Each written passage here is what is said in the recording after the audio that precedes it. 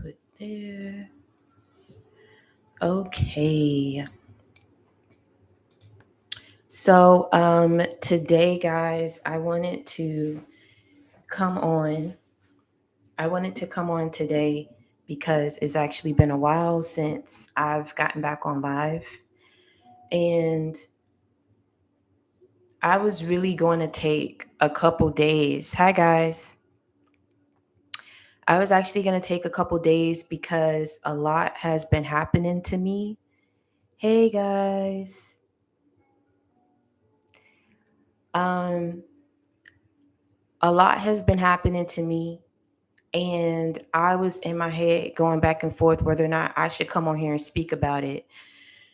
But today, because a lot of us I feel are going through things, um, I was led to come on here and do this live, and I hope that y'all bear with me today, um, because it's a lot. So, first off, I want to start off by saying thank you, God, for waking me up today. Thank you for keeping me in my right mind. Thank you, Father God, for allowing me to be able bodied. Thank you, Father God, for taking care of me, for protecting me, for guiding me, and for keeping me. In Jesus' name I pray, amen. For a lot of you guys, as you can see by the title, what we're going to be going over today about overcoming spiritual warfare. And for a lot of you, you already know that the most powerful tool, right, is your prayer life, prayers, right? Praying without cease. Pray when you wake up, pray in the middle of your day, pray before you eat, pray before you go to sleep, and do it all over again, right? And so I want to start off. I was led when I was going through certain things in my life, I was led to the book of Job. And I didn't understand what was going on with me. I didn't know why I was led to the book of Job because I actually had my Bible on Psalms 91. I always keep it on Psalms 91, right? Um, and I'm just like, why are you leading me to the book of Job, right? Because everything I felt like I'm in a period where things are working out for me. You know what I'm saying? And so I had to stop questioning and I just had to go along with what God was leading me to do. And so immediately when I went to the book of Job, I came across Job chapter 5, verse 20. And it says, when famine comes, he will keep you alive, and in war protect you from death.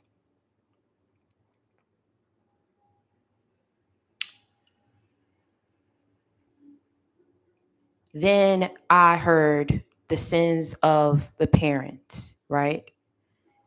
And I kept trying to make sense of it. For a lot of us, we have been going through things and dealing with evil all our lives. I had a talk with my mother just the other day about what I was feeling and what I saw, and she was already in agreement with it. And so a lot of the things of which we went through was because of family curses that we were born into. And one of the things that I saw was that my mom being cursed, right? And going through the things that she was going through because of things that I said her parent did, which is my grandmother. And then it was also coming from my dad's end because of the sins of the parents. I can't say much on here, but if it is your situation, I don't know why I'm being led to say it, but I'm telling you, a lot of you guys went through the things that you went through because of the sins of the parents. And let me tell you something, it's not all their fault, because also what God wanted me to say is forgive your parents for the things that they did do, the things that they couldn't do, and the lack thereof, and everything in between, because they did the best, they did the best, they did the best they could with what they had. And they worked it. Do you understand me what I'm saying? But when it came to you, when it came to you, God say enough is enough. It's going to end with you. The curse is going to end with you. But I'm telling you something, God is giving you something that your parents didn't have. God is giving you time. He's giving you favor. He's giving you protection. Do you understand me what I'm saying? And what I'm trying to tell you why I say to forgive your parents is because your parents didn't ask, just like you didn't ask, and you feel like you're being punished for your purpose.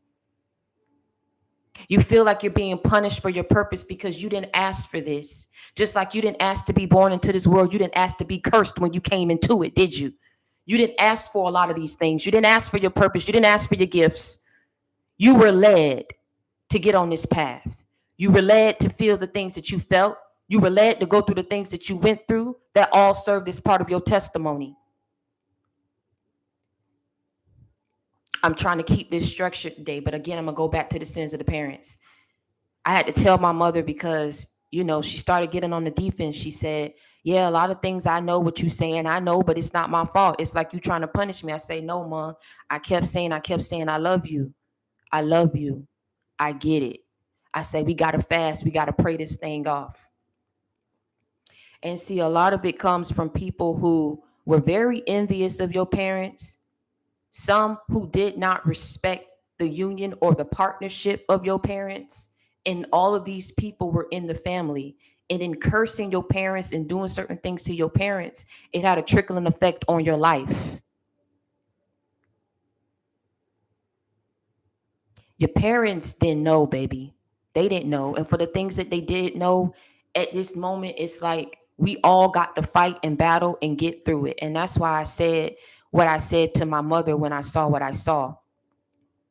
And whatever it is that they did, it was to attack your finances, to attack your love, to attack your destiny, to attack your life. That's why for every season and period that you felt like I just went and crossed and achieved a major milestone in my life, that evil was attacking your progression. It was attacking your elevation. It was attacking a lot of things in your life because this is what it was sent or meant to do, to keep you at a certain level of your life, to have you feeling defeated. It wanted you doubtful. It wanted you delayed. It wanted you depressed. It wanted you down and out. It wanted you downtrodden. It wanted you burdened. But God said it ends with you. It ends with you.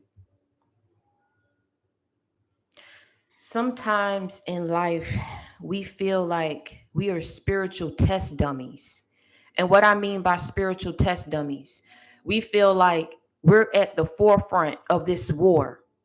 And by us being out there in the forefront, right, we feel, we sense, and things come our way first. We got to feel it first, right? It come head on because we in the forefront. We out there in the front. We in the front line. Do you understand me what I'm saying? So a lot of things that we go through, it's like, boom, okay, we being hit with, we being met with opposition.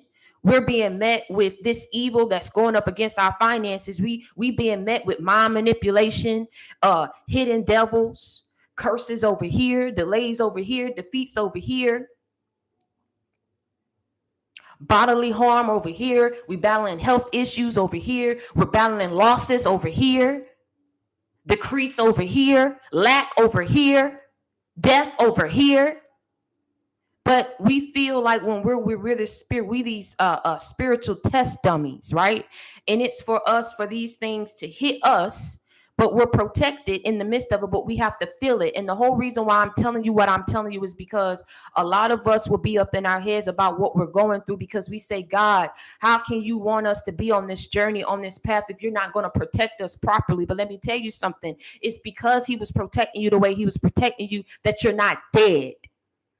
It's because he's protecting you the way that he's protecting you that you still yet have a chance to bounce back from everything that's sent your way. Even though these people are relentless, even though they're constantly working things, constantly going through the people. Let me tell you something. Everybody's so creative. Y'all done heard that before. Everybody's so creative. But let me tell you something. You got to get creative too in the way that you show up, in the way that you pray, in the way that you overcome. Because everybody's so creative. You dealing with backdoor witches, Google witches, family witches, friend witches, ex-lover witches. Everybody's so creative. Let's go ahead and type in how to Google how to do financial curses against somebody. Let me go ahead when that's not working. Let me go and see what practitioner I can go to and use my resources so that this person can be met with defeats and losses up in their life. Everybody's so creative. But I'm gonna tell you something. For them 30 days or whatever time period that they feel they're getting something on you, or they feel like they're delaying you or holding you back, it's for that time period that they may very well be damned and cursed for the end of their days to the rest of their days. You understand what I'm saying? Because a lot of people don't know when to stop while they're ahead. They do certain things, they see it's working, they don't even understand it's not hitting you the way that it's going to hit you. It's never going to hit you the way that they want it to hit you, because as long as your walk is with God, you can never lose. But everybody's so creative.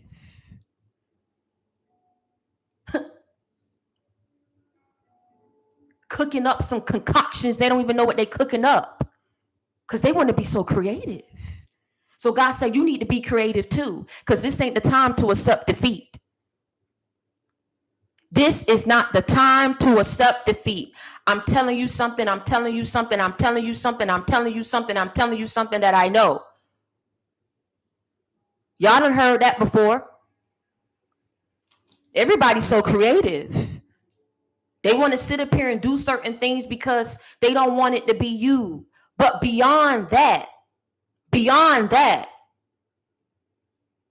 what I'm telling you, these people, the reason why you're being met and attacked the way that you're being attacked is because that devil can see your future.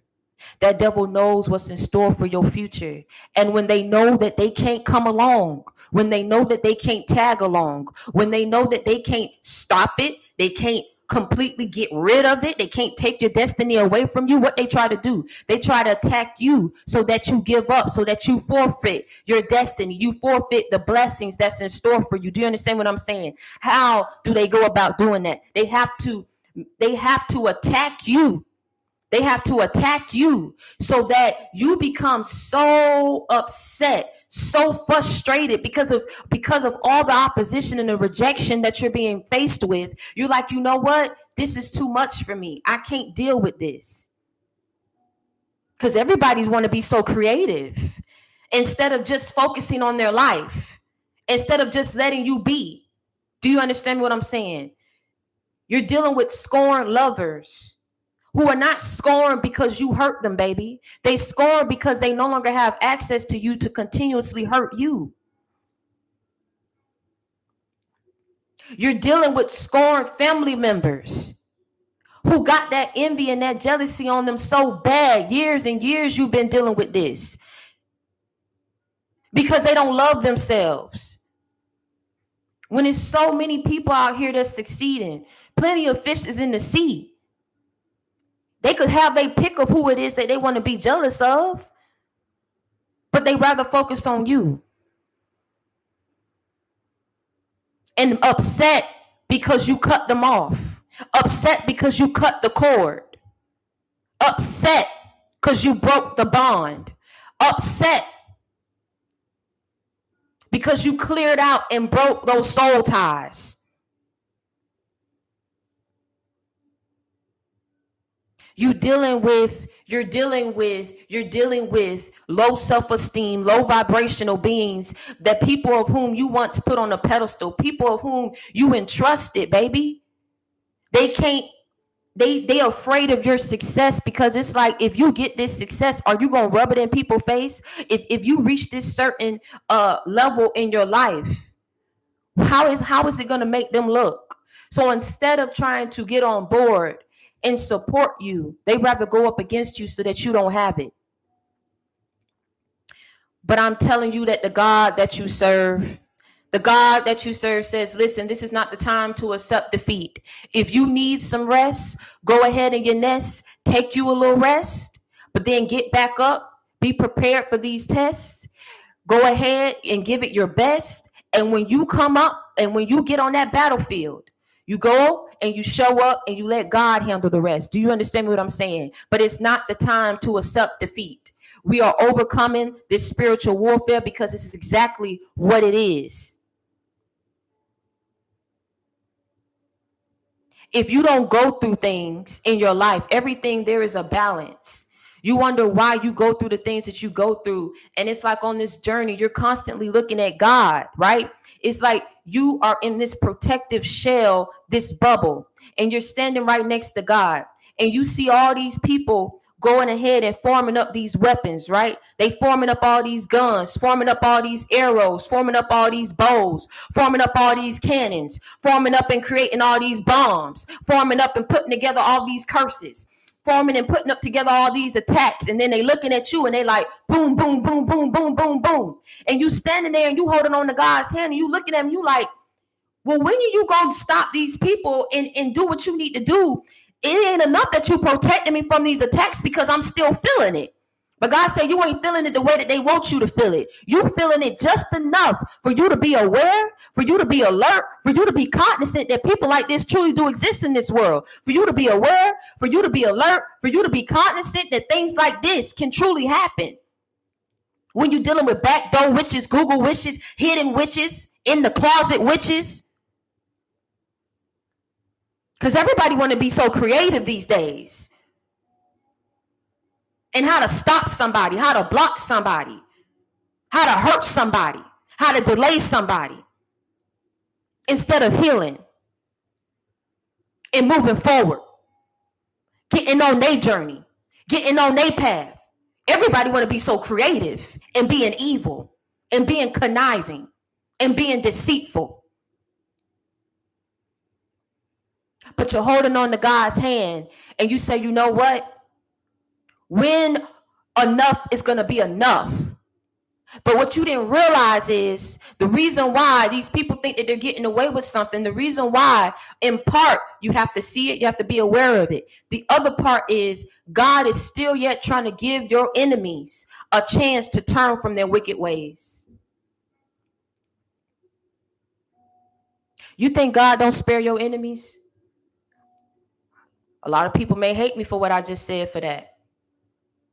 But I got to tell you what the truth is, not what you want to hear. I can't come on here and tell you some biased information.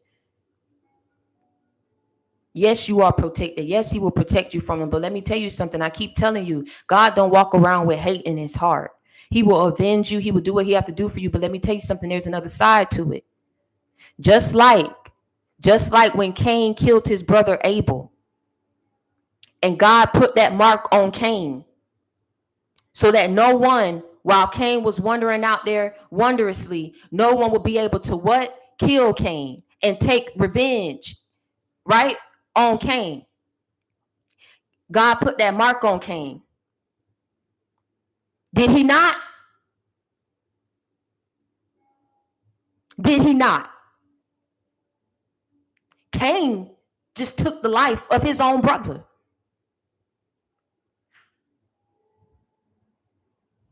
Just took the life of an innocent soul, an innocent being.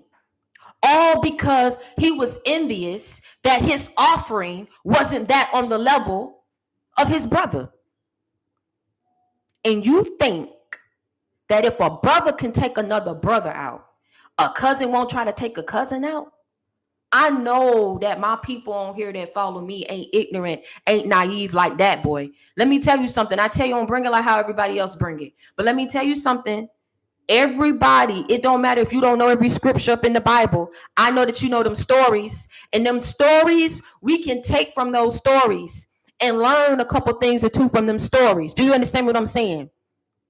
I know surely you don't think that if a brother can take another brother's life over something so small and minuscule as an offering. Now, anybody told Cain to sit up here and take rotten fruit up?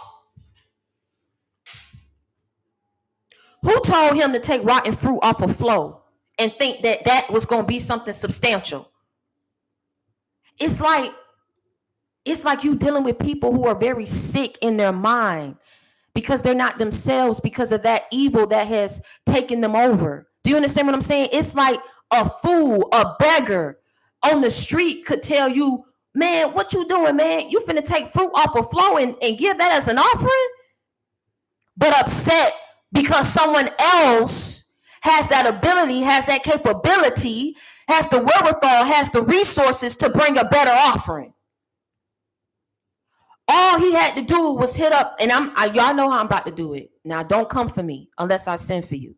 Now, I'm saying he could have called up his brother and said, Abel, man, I ain't really got the resources or the funds to bring a good, whatever the case may be, because Abel brought one of the firstborns from his flock, right? So I don't really have the resources. Is there any way that maybe you can give me something from your garden, or something, or whatever the case may be? No. He sits up here in his mind, oh yeah, I'm bringing the best offering there is, or whatever it is he was thinking, bringing some rotten fruit up off the floor. Then they get there and they see, okay, everybody likes Abel's offering. He brought it's a no-brainer. Are you gonna take or accept rotten fruit up off the floor or the firstborn? I'm trying to figure it out. Help me understand. But there will be envy and jealousy that will arise in people because of who you are, because of your purpose, because of your beauty, because of your body, because of your intelligence, because of the way you carry yourself, because of the way that other people love you and admire you. But again, did you ask for this? Again, if people would have came to you and stepped to you and been honest and forthcoming about what they felt or what they was going through, you would have helped them. It was no reason for people to sit up here and have that envy and that jealousy for you. So when Cain sat up here and took the life of his own brother, right?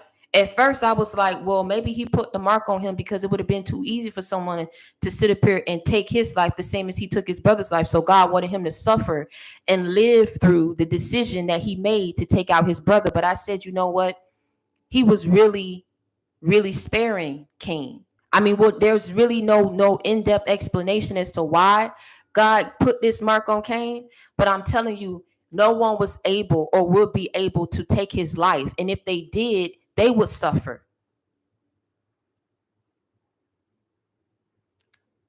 God will still yet give your enemies a chance to turn from their wicked ways, but they don't even understand how to stop while they're ahead.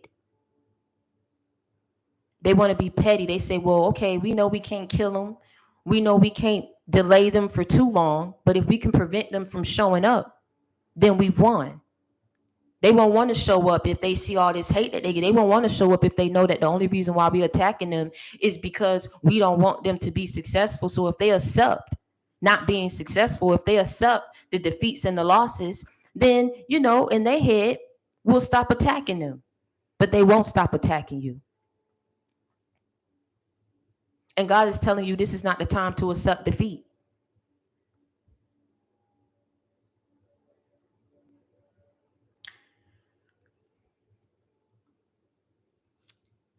When I was going through what I was going through, right? Y'all didn't even understand or know because I kept showing up.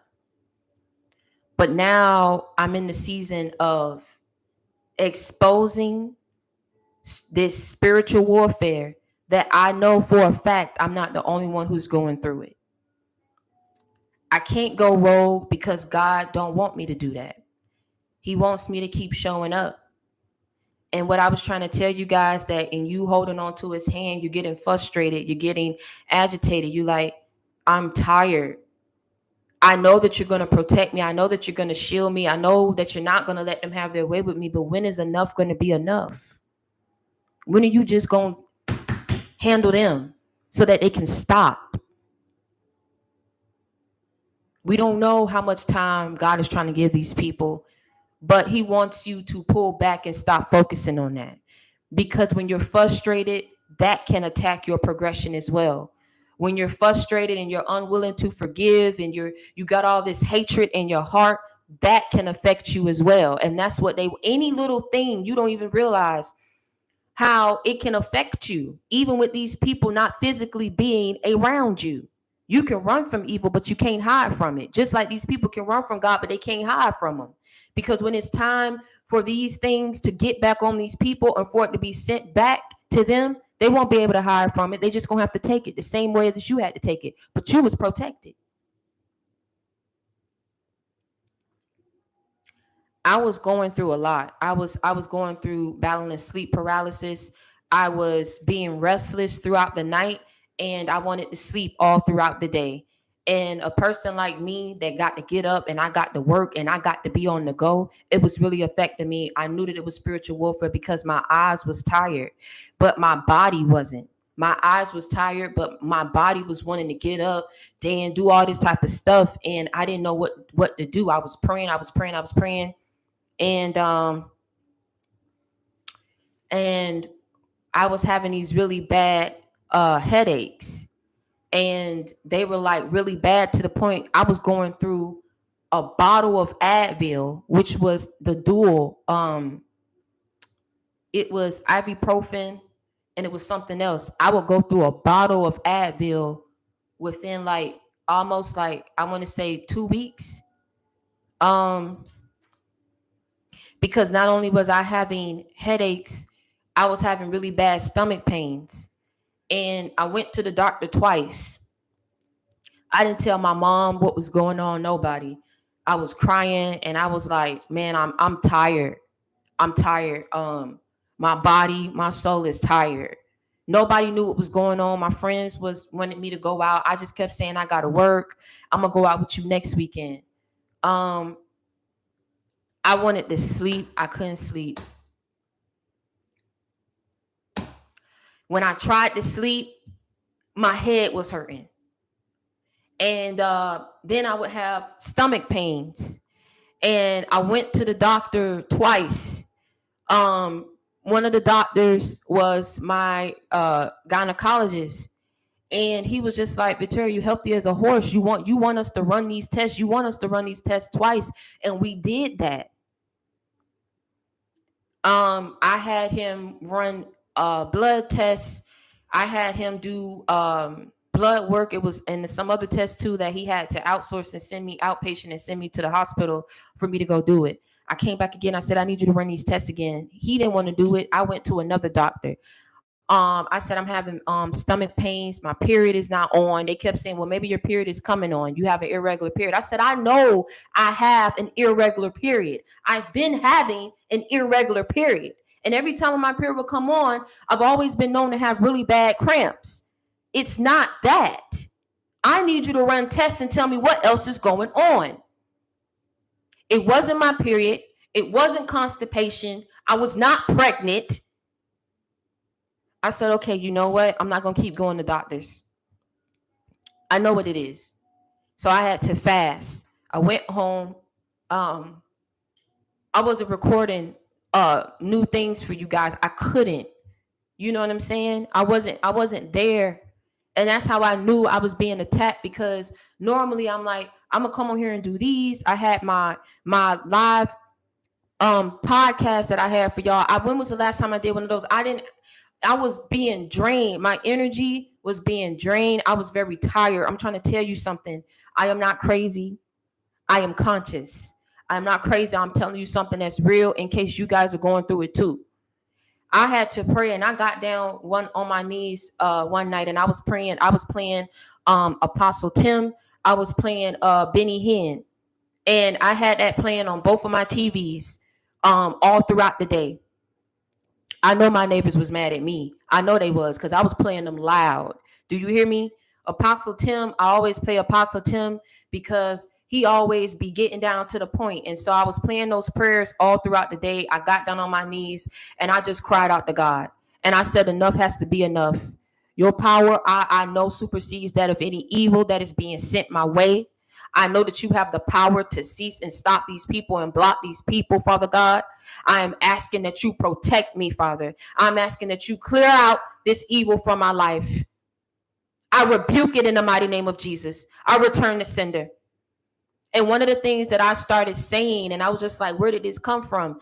And I started, no matter where I was, if I felt my headache, if I felt whatever, I just would stand there and I would scream out I would scream out, my destiny is non-negotiable. My blessings is non-negotiable. What's meant for me, I will have. In Jesus' name. Devil, you have no power here. Leave my home. I had to speak. Do you hear me what I'm saying? And it's like whenever I would speak, because the energy will come over you and make you feel like you too weak, you can't do this. But I just started speaking, even if I wasn't coming on here. You know what I'm saying? I was giving my energy to everybody, trying to be there for everybody. And people would feel my energy because they'll be like, Victoria, I just want to be around your good energy. Are we going out this weekend? And God was telling me, you got to cut everybody off and you really need to protect your energy right now. In this, I need you. You need every piece, every bit to get through this, because I was getting it from all ends and people was grouping up together, working with people, ex-lovers, working with family. And they think I don't know. Sending people my way to get me off track. And they think I don't know. But energy don't lie. And whenever the God is trying to tell me something, he won't let my spirit rest. No matter if I want to believe what people did, what they telling me, he won't let my spirit rest. So I had to, wherever I was, I even feel it coming up right now. I'm still yet going through it. My blessings is non-negotiable. My destiny is non-negotiable. What's meant for me, I will have. What's meant for me, I will step into it. Devil, you have no power here. Those weapons may form, but don't you see every time they form and you send them my way, they never prosper? So as relentless as you want to be, as evil as you want to be, I know what you're trying to do. And now that I know the cat is out the bag, and I'm here to tell you, I'm going to show up. And I'm going to show up every time.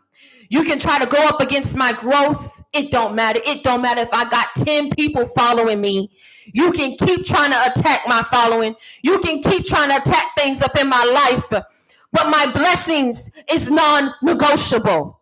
My destiny is non-negotiable. My miracles that's going to happen in my life, that God is performing in my life, is non-negotiable. My gifts are non-negotiable. My path, my journey is non-negotiable.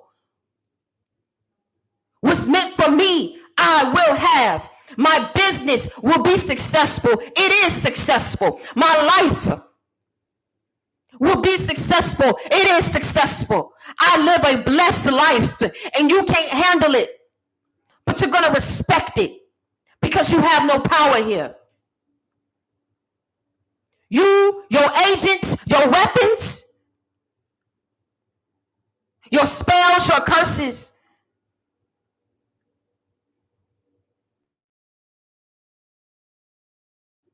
you have no power here.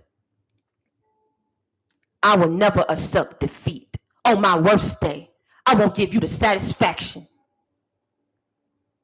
But you keep playing me, I'm going to show you a side that you ain't never seen before.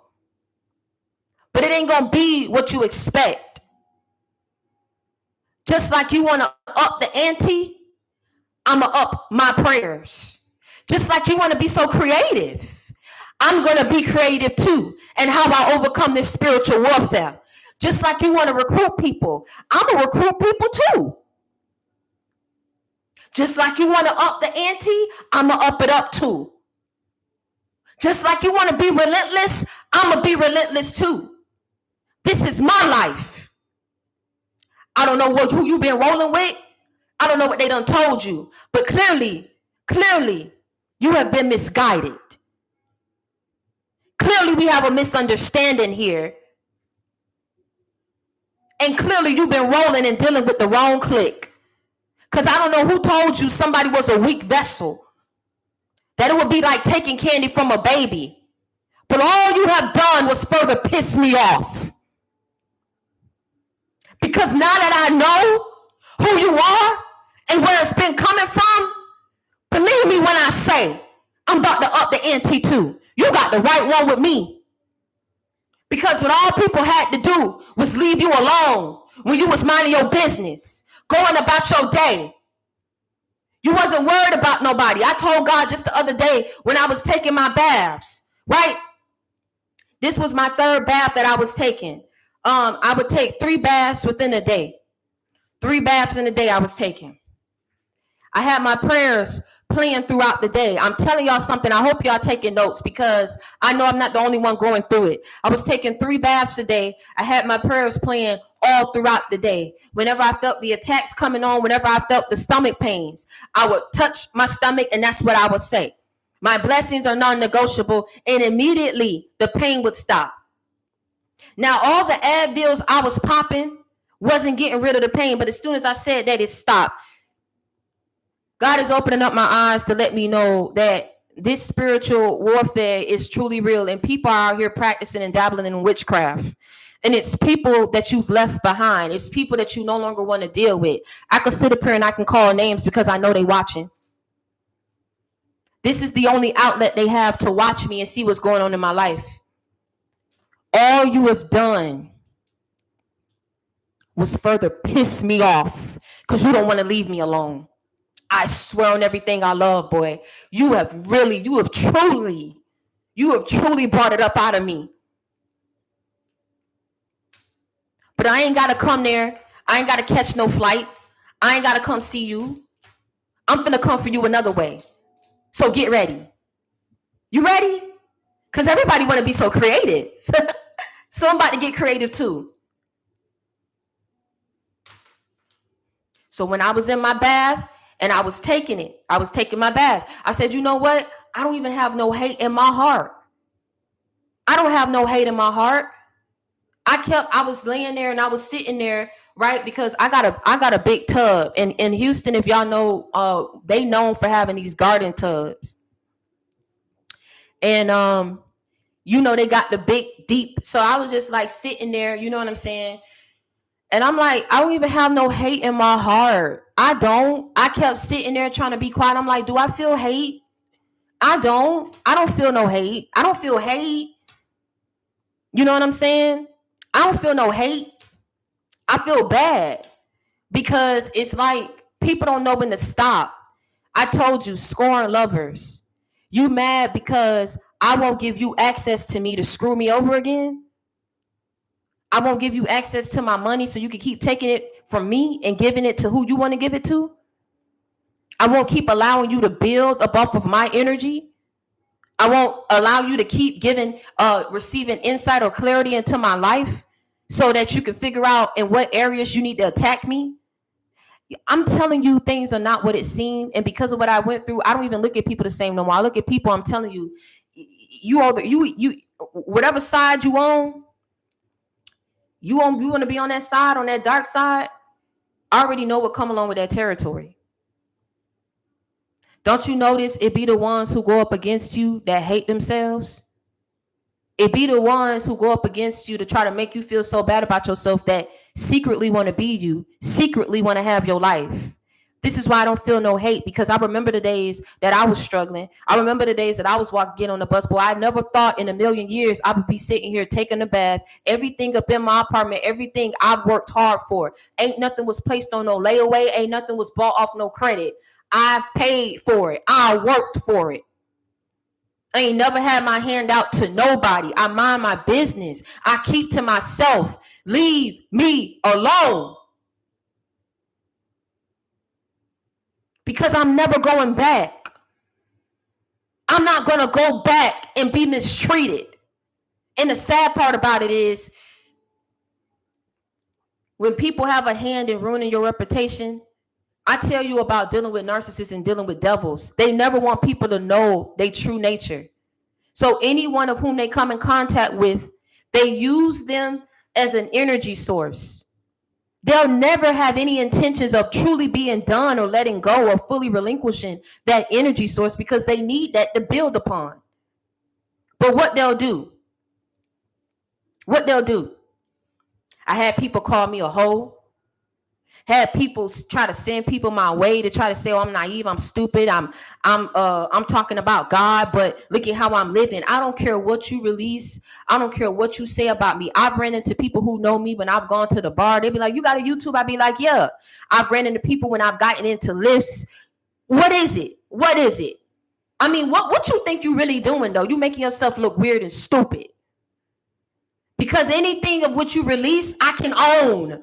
I'm a woman about mine. I go out. I want to have a good time. If it was meant for me and God didn't want to bless me, he knew I was messed up. God knew I was messed up before he sent these blessings my way. He knew I've been messed up for a long time. And in part, people had a hand in messing me up. But yet again, even and you trying to condemn me for my life of sin, God still yet goaded me for the win. So when you think that you got ammunition up on me, you stupid duck. When you think that you about to send people my way to try to do this or watch for this, like you ain't got no life. You low vibrational, low self-esteem, no brain having, you soulless. Boy, I tell you, boy, I'm about to go in on people. Oh my God. You're not going to do it. You're not going to win. Anything of which you release, I will own it. It's okay. It's cool. And those who still yet want to rock with me, they gonna rock with me because you didn't grant me this following. I think you need to be brought up off your high horse a little bit because a lot of these people who go up against you, they got the game all the way twisted. They think that they bigger than God. I bless you to have that. So if I bless you to have it, I could take it away. No, sir. No, sir. No, ma'am. God blessed me to have this. And whatsoever he blessed me to have, when it's up, it's stuck.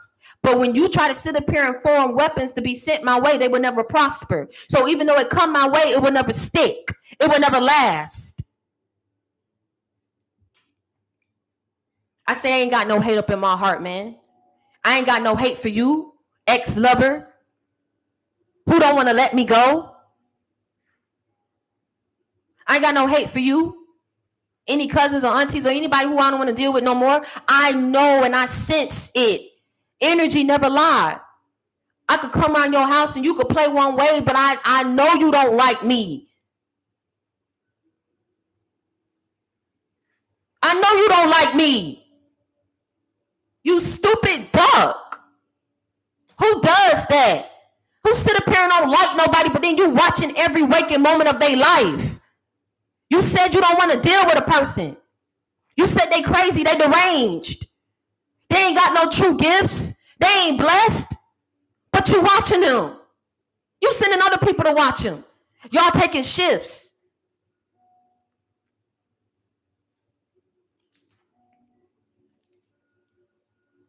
I'm going to tell you something.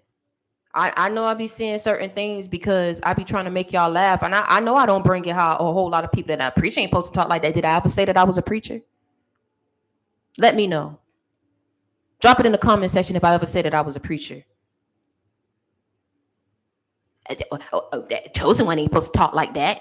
Okay. But yet there's so many people around the world that's breaking up out of this mold though.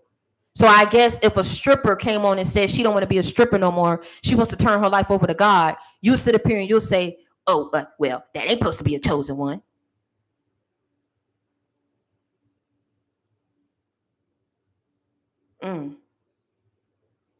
Yet you the one who's sitting up here losing things in your life. That's why you attacking who you attacking. Because you want them to lose things in their life. You want them to feel as miserable and low vibrational with low self-esteem as you. It ain't gonna happen, Captain. Me and you are not the same. You are not me. I'm not you. We different. You judge too doggone much. That's your problem. A motivational speaker ain't supposed to be talking like that. Sometimes you know what you got to do. You know what you got to do for these evil folk, man. You got to go ahead and channel your inner Mr. Rogers, right? I'm telling you, you got to channel your inner Mr. Rogers. Some days you got to get up, open up every blind, turn on every light, and you got to get up and say, you know what, today I'm going to get out my house, I'm going to take a walk because it's a beautiful day in the neighborhood, a beautiful day for my neighbor. You really got to get up and get yours. Because these people, what you don't understand, I keep trying to tell you, boy, I say, y'all really trying to bring the beast up out of me. I'm trying to tell you something. You really trying to bring the beast up out of me, but let me tell you something. It's the beautiful day in the neighborhood. It's the beautiful day for my neighbor. I'm finna get up today. I'm gonna go take a walk today. Ooh, I see the birds flying today. Baby, they chirping today. I see the green grass grew all around. The green grass grew all around. Okay, you know what? That's making me want to go get some flowers today. Well, how you want to go get flowers and your following decreasing? Baby, I don't care about no following. Who meant to follow me gonna follow me. It go down, it's gonna get back up. You understand what I'm saying? People, you got to do it. Because see, everybody want to be so creative. So you know how you gonna frustrate them? When they think that you're supposed to be frustrated, you go ahead and you show them that you're flourishing, you're happy. You know what I'm saying? It's literally like, this is literally how you will screw the enemy. You will screw with the enemy's mind, right? It's like when you channeling your inner Mr. Rogers, right? And you walking and these people following you on your neck, right? But what Mr. Rogers telling you, come on, we're going to walk today. It's going to be a beautiful day. Go ahead and get your markers out, because we're going to, when we get to this corner, I want you to go ahead and draw some clouds for me. And you like, Mr. Rogers, I don't want to draw no clouds, man. Don't you see they following me? Like, they follow me everywhere I go. They watching everything I do. Shh. Peace and tranquility. Yeah.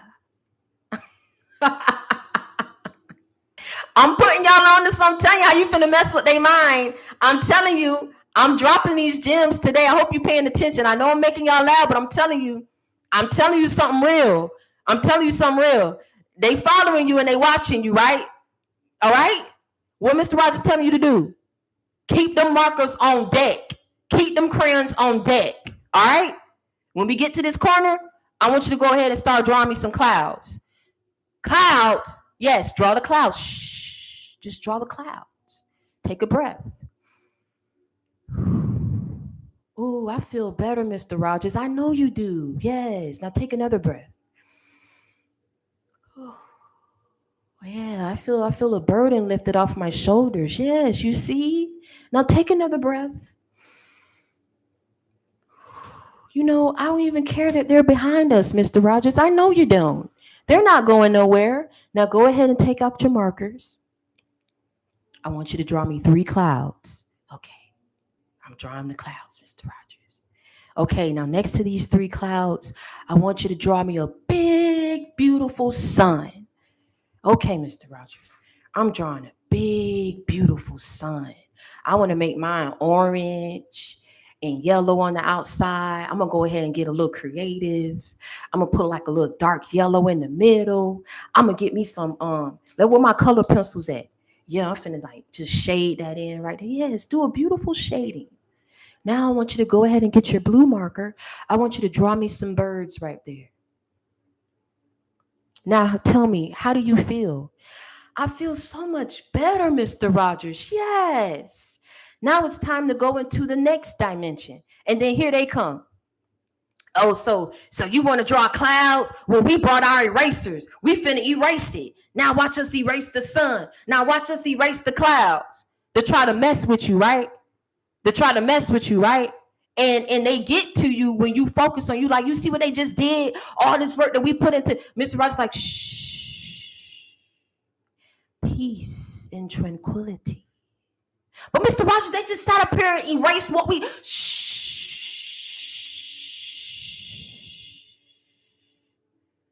Peace and tranquility. Right? They can go up against a foundation that you built, thinking that they decreasing something, thinking that she doing this, thinking that they doing this, thinking that they getting to you because you reached this and this. Channel your inner Mr. Rogers. Let them do what they feel like they big and bad enough to do. Because while they sitting up here erasing something that's in your past, they don't even understand that God is preparing you for something that's bigger and better. So while they're fixated and focused on erasing that, Mr. Rogers is carrying you on to the next dimension. So you will always be what is what I'm trying to say. Ahead of these people who will always be who, what? Behind you, trying to ruin something that you've already accomplished or ruin something that you've already built. While God is still yet progressing you to go to the next phase, the next phase, the next level. They're going to forever be following. They'll get tired before you get tired of fighting and showing up, is what God is trying to tell you. But you got to keep moving. You got to keep fighting. You got to keep showing up, because it's when you give up that they win. God, Mr. Rogers done carry you on to the next dimension, and now he's telling you, now I want you to draw a beautiful garden. Mr. Rogers, I'm tired of drawing stuff, and they just gonna keep coming behind me and racing it. Shh. Why don't you take a time, look around you? Oh, wow, Mr. Rogers, it's so beautiful. Wow. Now, start drawing that garden.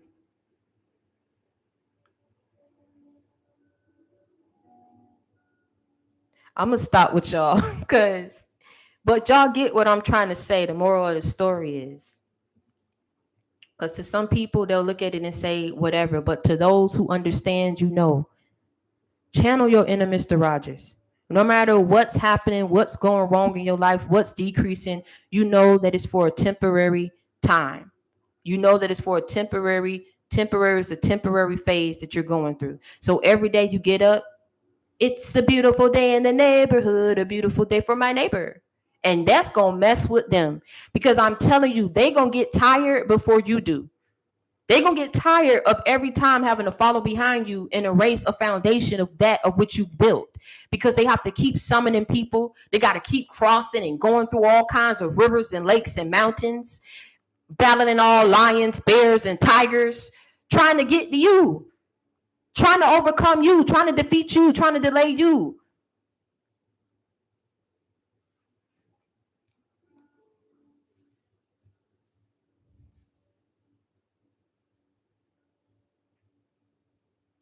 So God is telling you that this is not the time to accept defeat, right? And how, okay, we in 50, 51. And so again, I was led to another story, because what I kept hearing was, I told you, I kept hearing that they are relentless and that these are people who are scoring people of whom you left behind. But the thing is, not only are they trying to delay you, right? They're seeing that for every attack, for every spell, for everything of which they cook up, because everybody's so creative these days, right? They're also seeing that maybe in certain areas they're affecting you, but when it comes to you, I'm talking about you.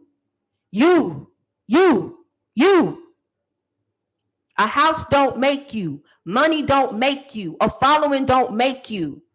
You make you. God makes you. Do you understand what I'm saying? They can't get to you the way that they want to get to you.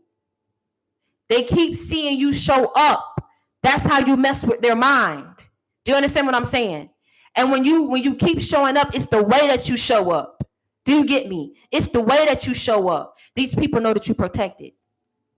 Like I say, they know that they can't block that destiny. They like, eventually they're going to step into it if they keep showing up. They making it hard for you. I had a talk the other day. I say, it's so many people on here that's coming on here and doing these prophetics. It's so many of your people, Father God, that's following and moving in their purpose, and they are being catapulted. They're moving forward God's speed. Now, with us being on this journey, I know that we are all battling some form of evil, some kind of a devil. But why is it, Father, that these people are moving so far and I feel like I'm being held back? I put my effort into it. I put hard work into it. I'm passionate about it. I'm real about it. I say what you tell me to say, but I'm this. People will go up against you so hard because they know that whoever it is that's ahead of you right now, it wouldn't be that way if you would have been where you were supposed to be. When people see it, they attack you the hardest. That's how you know that whatever it is that's in store for you, it tops whoever is ahead of you right now. It because you being attacked the hardest.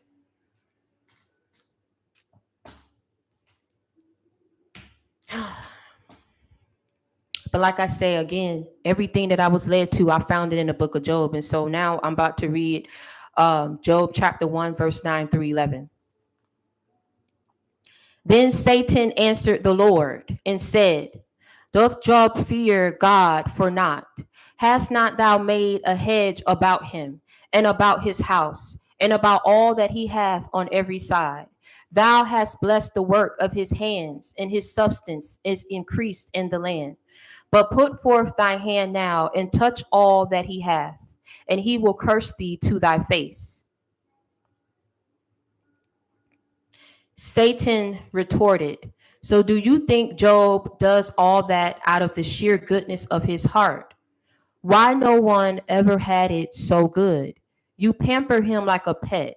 Make sure nothing bad ever happens to him or his family or his possessions.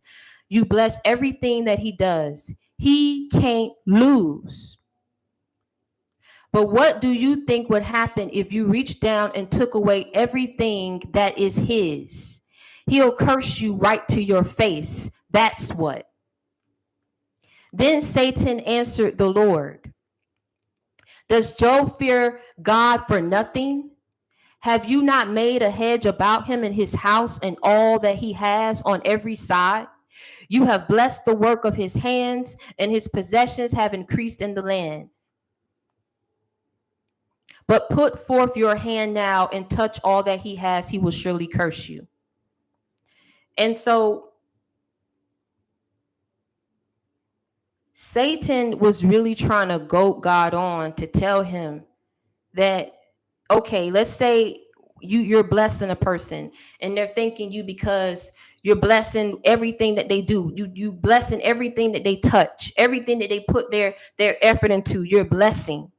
But if you take this away, if you start allowing things to decrease in their life, if they start losing things in their life, will they still bless you? Will they still worship you? Will they still cherish you the same way? They won't. They'll curse you. And see what's going on right now. Wow, this is so crazy. Why was I led to the book of Job? We're all battling spiritual warfare, right? And this spiritual warfare is going up against our finances, going up against our business, going up against our following, going up against the very things of which we put so much hard work into that God has blessed. But now you start seeing it being attacked. But see, what the devil want, the devil ain't getting, because you're not waking up with hate in your heart towards God. You're not waking up with hate in your heart about what you're going through, because you're on this journey. You're not waking up and saying, God, I'm tired. You won't do this. I'm being attacked here. I'm this not going right. I don't want to. You waking up, you saying, thank you, God, for blessing me and protecting me, because you know that even though those weapons formed, they didn't prosper. You know that God is still yet protecting you, that he is still yet holding your hand through this process, right? Even in him showing you certain things, you got up every day. You are getting up every day and you're showing up. It's like a bet was made. The devil was like, if I attack everything in their life, I bet I turn them away from you. I bet I get them to conform. I bet everything that was happening to you, these people was trying to attack you to get you to doubt your God, get you to turn away from believing in him and trusting in him that he would get you through. It was a bet that was made. But you made God proud and showing up and continuously showing up. And he's telling you, keep showing up, because this is not the time to accept defeat.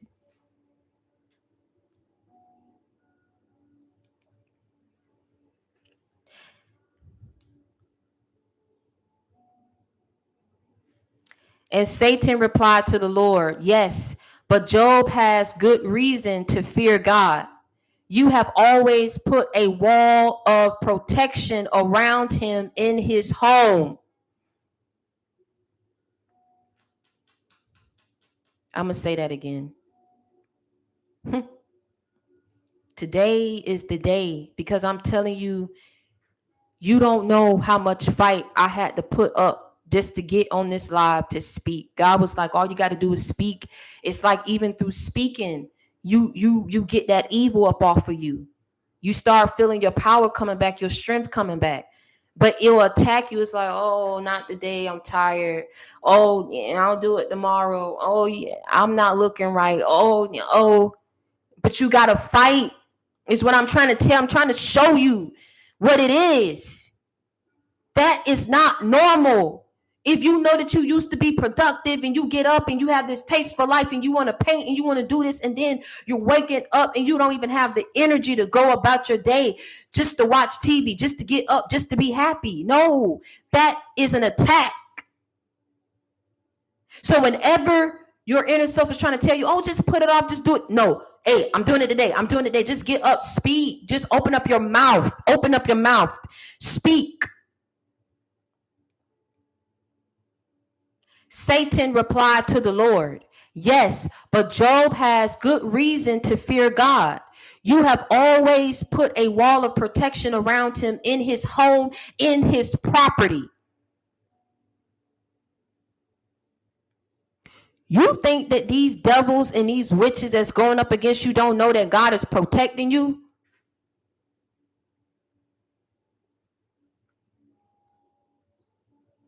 You think they don't know?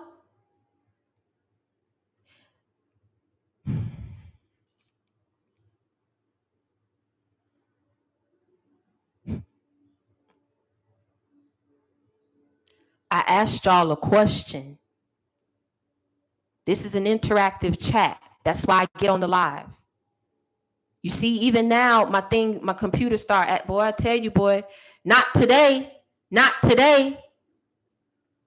Do you think that these witches and these devils don't know that God is protecting you? Yet, because see, for a lot of you, you like, oh, they don't know that God protected me. That's why they do it. They need to know that God, no, they know. They knew before they did it. They was warned not to do it. They still did it. I don't know, for whatever the reason, people feel like being a chosen one, we got something to prove. We ain't got nothing to prove to you, but to the man above. We didn't ask for this. We was chosen for this. We was selected for this. For a lot of you, you was chosen because, like I said, you was born into a family curse. Told y'all was cursed in the womb because people were attacking your parents. And it came from family. Nothing of which you went through was normal. I'm talking about, y'all think that, oh, you know, we born and my birthday is August 25th, whatever the year. And see, one day I'm going to be 5, the next minute I'm going to be 10, and I'm going to go to school, and bullying is normal. I mean, everybody go through bullying. Everybody goes through opposition. Everybody goes through adversity. Everybody goes through and handles rejection. No, the way that it was sent to you, it was on a whole nother level, because just as you was cursed in the womb, you was blessed in the womb as well. Because what did I tell you? God says that it ends with you. Thank you, Stephanie, baby. I appreciate that. God says that it ends with you. It ends with you. So because of that, that already had upset the enemy. So they knew that the curses, the evil wasn't going to be able to get to you the way that they wanted it to, the way that it affected your parents and the parents before them, and the generation before them, and the generation before them. Because God said, what? You were chosen to be the generational curse breaker. You were chosen out of this family. You were chosen out of this community. You were chosen out of this defeat, of these losses. And that's why the devil came at you so hard. What would have been a normal bullying situation for someone else, it was extreme for you. What would have been a normal breakup for someone else, it was extreme for you. What would have been normal envy or jealousy for someone else, it was extreme for you. Because the whole intent behind going up against you and everything that you went through in your life, because I'm telling you, it was never you. It was because of how God chose you, what he chose you for. and what he blessed you to overcome. Because he said not you, the devil was upset and mad. So if not you, who? No, I don't care. I don't want no one else. I want them. I want them to lose. I want them to be defeated, but the devil is a lie. So at this point, everything that you went through couldn't stop you. So they said, well, you know what? Let's stop sending attacks to attack everything else up in their life. Because it seems like they don't care for money. They don't care for friends. They don't care for relationships. So let's attack them. Let's attack their energy. Let's attack their mind. It was all working together to try to get you to be discouraged, to get you to stop believing in your God, to get you to turn away and forfeit your destiny.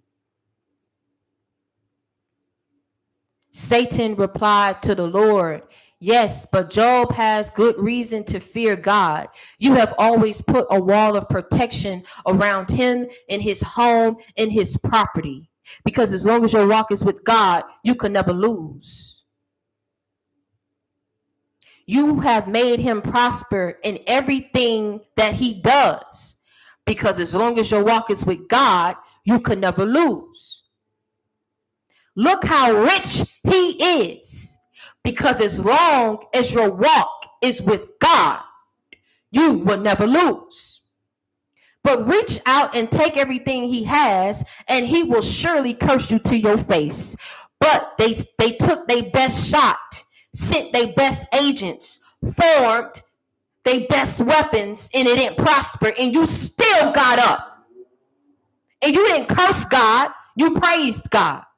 You wasn't upset with God. You said, thank you, God, for protecting me. You didn't give up, you showed up.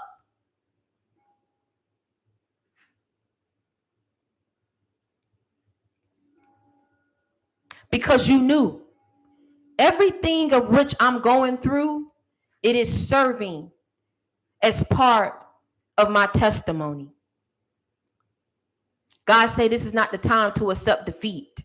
This is the time to get up and to show up and to fight.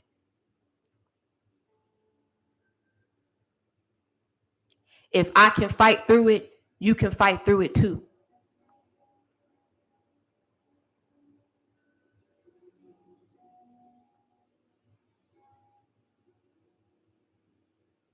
When famine comes, he will keep you alive. And then war protect you from death. How many attempts was made on your life? How many attempts was made on your life? How many attempts was made on your life?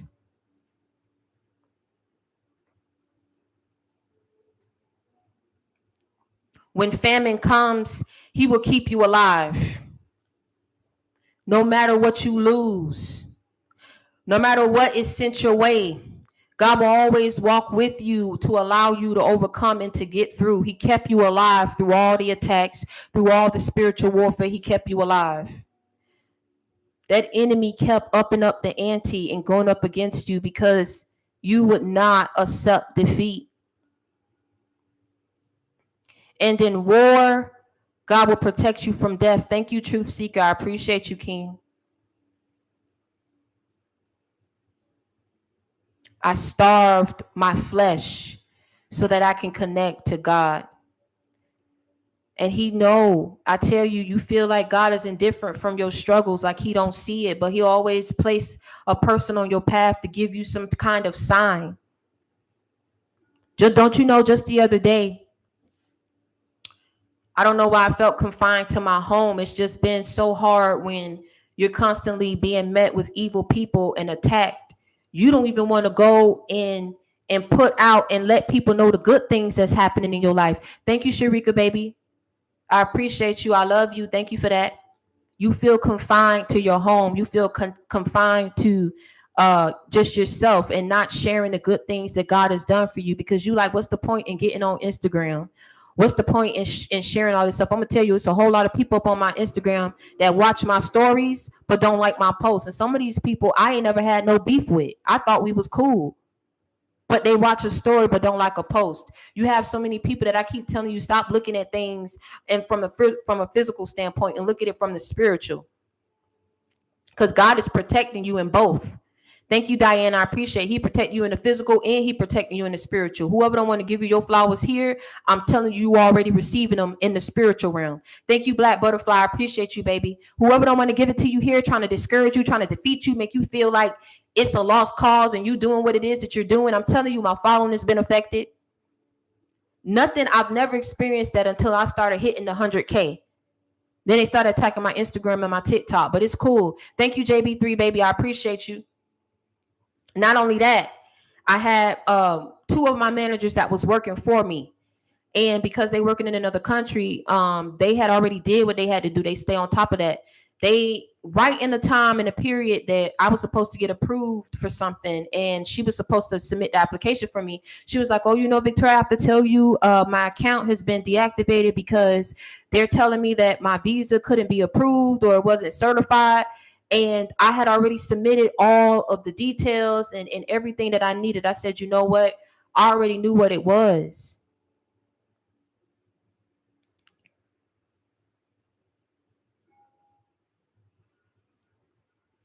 So now I started crying at that point because I said, not only are you affecting me, you affecting those who's close and tied to me.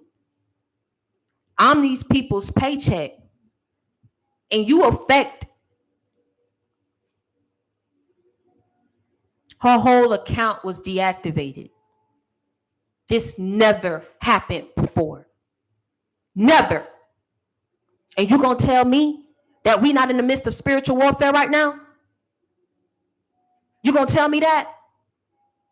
No, we are very much so battling right in the middle of spiritual warfare. But I'm telling you, we're gonna overcome it. I got on and I called. I did what I had to do. She just hit me up the other day. She said, "Thank you so much, Victoria. They just reinstated my account." I'm fighting. I don't care about no following, man. You keep trying to tap me on Instagram, TikTok, YouTube. It's cool. A following go down, it'll come back up. It's cool. I'm not even stressing it because I already know what it is. You trying to discredit me, man. You trying to discredit me, but it's cool. I've worked hard for everything. Did it the right, earnest way. You trying to really go up against me to make me look bad. But I'm already exposed because I'm already telling people what it is. Thank you, Samantha. I appreciate you. Welcome to level 1, baby. Thank you for becoming a member. I love you. Don't want to fight back, big bro. You got to fight back. You got to fight back for you, your babies, your kids. I'm going to tell you something real. I'm going to tell you something. And y'all know that I always take from my personal experiences and I try to tell y'all stuff, but I'm going to tell you something real, recognized real. Y'all already know, if y'all see my following decrease, man, it ain't got nothing to do with nothing but these people trying to attack me. Everything that I've received, every increase, every blessing in my life has come from God blessing me to reach people. Do you understand what I'm saying? But it comes at a time where sometimes God is saying, you trying to save the world. And I need you to save yourself right now, because you going up against something that's truly demonic. Do you understand me? And that's why I had to pull back. So that's why I was telling y'all I had to refund y'all for sessions, because y'all didn't understand. I was trying to fight for my life. I'm still yet trying to fight. Do you understand me? But I'm going to fight and I'm going to keep showing up. I came from nothing. And I'm taking on a story that I went through. Thank you, Patrice. A long time ago, before I even moved to Houston. I remember losing everything. I had lost my stability. I had got broke. And at the time, I was banking with TD Bank. TD Bank had sent me the email saying that they no longer could bank with me, or whatever the case may be. I still owed them for the negative balance that was in my account. I remember not wanting to go home. I remember that day very vividly. Um, I had promised this guy that I was going to give him some money. I was buying his love. I know what that was. I know what it was. I'm not, I know what it was. And I felt trapped because of the way that he would talk to me. And he'll be like, well, I'm going to give you to this day to run me my money. Mind you, this is a person I've known for a very long time. I did, in fact, promise them that money. But it was the way he went about it. It's like, if I give you the money or I don't give you the money, shouldn't you still want to be with me for me? And this is why I tell you to protect your kids, to protect your daughters. Because when they get in this world, they have to know themselves to the point where no one can break them or shake them. They don't care if they never have a boyfriend. They don't care if they never have a husband. It's about having the right boyfriend, the right husband. And it's going to take a lot of work because you can't be everywhere to protect your kids. You can't. They're going to have to go to school by themselves. You can't sit up in the classroom with them. They going to have to eventually go off to college. Baby, even if you keep them local, you can't be with them everywhere.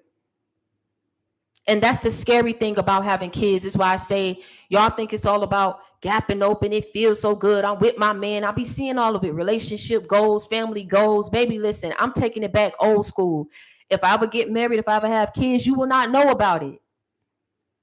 We was facing curses and all kinds of attacks before this whole phase started about documenting and showing everything that's going on in your life. So for me, it was like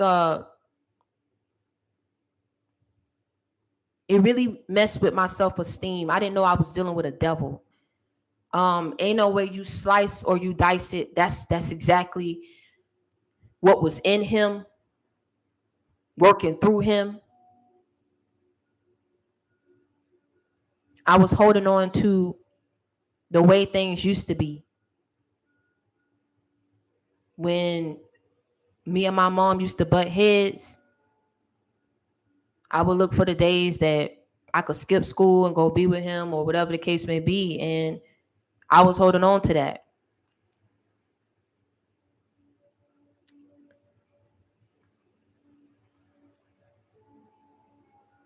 Some things, like I said, I would never say. But when somebody tell me, run me my money, and I've always been there for them, always helped them, and you talk to me like that, I offered it to you. It ain't like you asked. I offered it to you. Run me my money. I'm gonna make it easier for you. I'm gonna give you a couple hours to give it to me. And I took that. I didn't have the money. I thought if I told him whatever, I didn't have it to give to him. So I already knew whatever, it's over. And I remember going to the park. And I seen a homeless man. When I used to work for the city, I used to work for the city of Coral Gables. And Coral Gables, I told you I'm from Miami. So Coral Gables, y'all know, is very clean, very. And I was sitting on this park bench, and the homeless man was right there. And this man always come faithfully. He always come to that bench faithfully. He have his rolling cart, everything. And I said, in that moment, I looked at him and I said, maybe that life won't be so bad, because I couldn't take staying at home. I couldn't take being there around people. I couldn't take it no more. I couldn't be in that community no more. It's not saying that everybody in that community did me wrong, but because of what happened, I didn't want to be there no more. I didn't want to be nowhere in Miami anymore. I didn't want to be there no more. I didn't want to be nowhere in Florida no more. I didn't want to remember it. I didn't want to have to go past anything that would have triggered me. I wanted to get out. I wanted something new. And I remember sitting on that bench, and that man was across, and he was sitting there, and I said, it's clean. I don't ever see nothing. I mean, I probably have to deal with rats or whatever the case may be, but it's clean. I was accepting defeat. I was accepting defeat.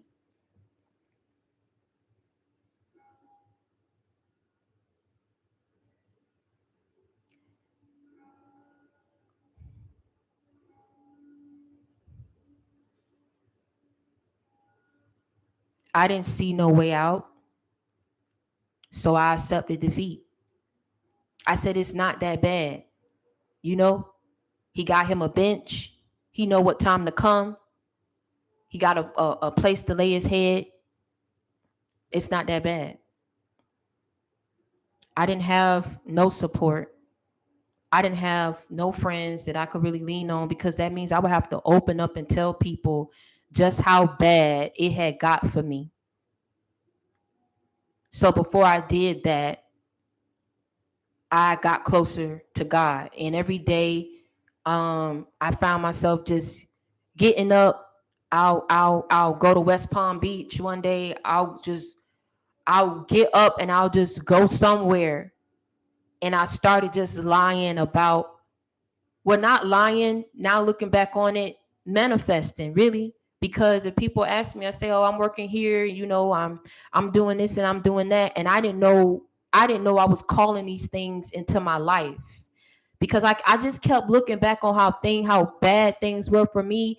And maybe that's why I don't care about when people feel they're going to attack me or discourage me from doing what it is that I'm doing, because I'm going to keep showing up. A following is a following. Numbers is numbers. Whether it goes up to 1 million, it goes to 500,000, it goes to 8, you're not stopping anything. All you're doing is damning and cursing yourself, because when God truly decides for this to be enough for all of us, and he starts sending this mess back to people, they either gonna lose their life or ain't gonna have no kind of quality of life, because they don't know how to stop while they ahead, not realizing that you can never lose as long as your walk is with God and you keep showing up. But they get you when they attack you like that. And so I kept getting up every day. I was finding a new park to go to. Crying really helped me release a lot, because I took a lot off of people. People will never understand why I'm good off friends, man. You're not a friend. Like, what's a friend? I don't do friends. It's always, I don't know what that is. I'm sorry. Thank you, big brother. Thank you, Don. Thank you for becoming a member. And it's not because I'm a hateful person. If you have not gone through what I went through, you won't understand. And even in the midst of me being broken down to the point of no return, I'm trying to tell you something so that you guys can understand what this is. I sat on that park bench. I accepted defeat. I said, he got his bench over there. This is going to be my bench. I didn't have no money. Yes, I could have got out and found a job, but no jobs was hiring. I kept applying. This is how I knew it was something. I remember back then applying to work at Chick-fil-A. I remember going all the way to what that was. It was definitely Broward County. I was riding Broward County buses to get to this Chick-fil-A. This lady talking about I had to put a puzzle together. That was part of the interview. I put the puzzle together, answered all the questions. First of all, this is a fast food joint. How smart do you have to be? And I'm coming with a bachelor's degree. So then she said, oh, I'm sorry. We're not hiring at the moment. So why would you have me come for the interview and then tell me that you're not hiring? I stopped applying. I said, what's meant for me will be for me. It will find me. It will come to me at this point, because I'm applying, and things that don't require no specific skill set, I'm not even getting those types of jobs. I said, okay. So I didn't let it break me. I just kept fighting. I kept getting up. If people asked me why I was getting up, I had to go here because, my client this or this, that, and the third. I never let people know how bad it was.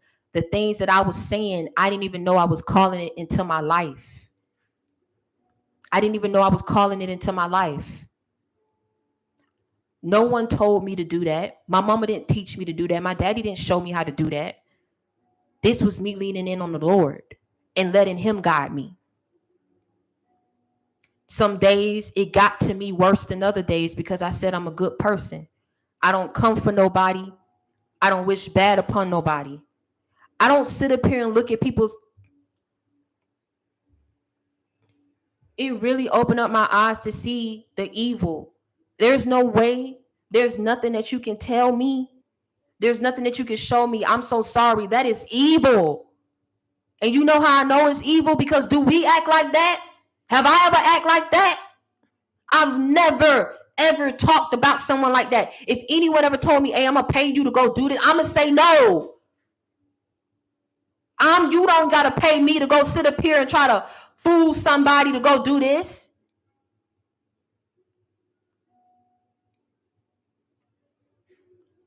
If that person want to be left alone, leave them alone. If that person ain't messing with nobody, leave them alone. They can't leave you alone because of the evil that's around them.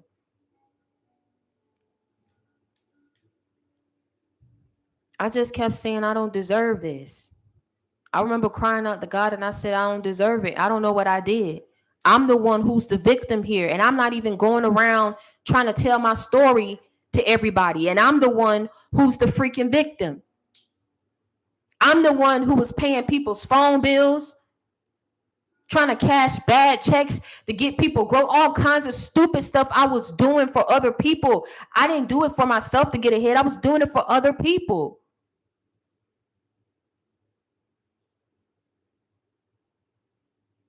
And I don't recall not one friend calling my line, hitting my line, trying to ask me if I was okay or if I needed help. I don't recall not one family member outside of trying to be nosy and talk about my business or spread it to someone else or judge me. I don't recall not one really trying to sit up there and help me to make life just a little bit more manageable or doable or bearable. Everybody laughed at me. Everybody judged me. I had no one. I was walking alone during that whole period. The person who I loved so much had to accept the fact.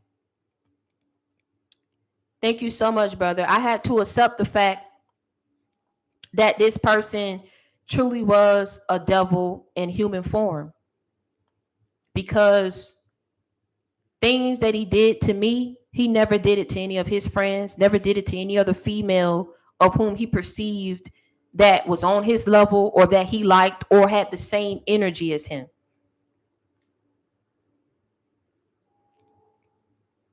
He took advantage every way that he could. Everything that I offered, he took advantage. I never got anything back from this guy. I'm thinking on times, what did he do for me? What money did he ever put up in my hand? He always cried broke. I don't have it. I don't have it. I don't have it. I don't have it. I don't have it. I don't have it. I don't have it. I don't have it. I don't have it. I don't have it. But I'm not where I want to be. And I'm trying to have it to give to you. And it left me in debt. It left me broke.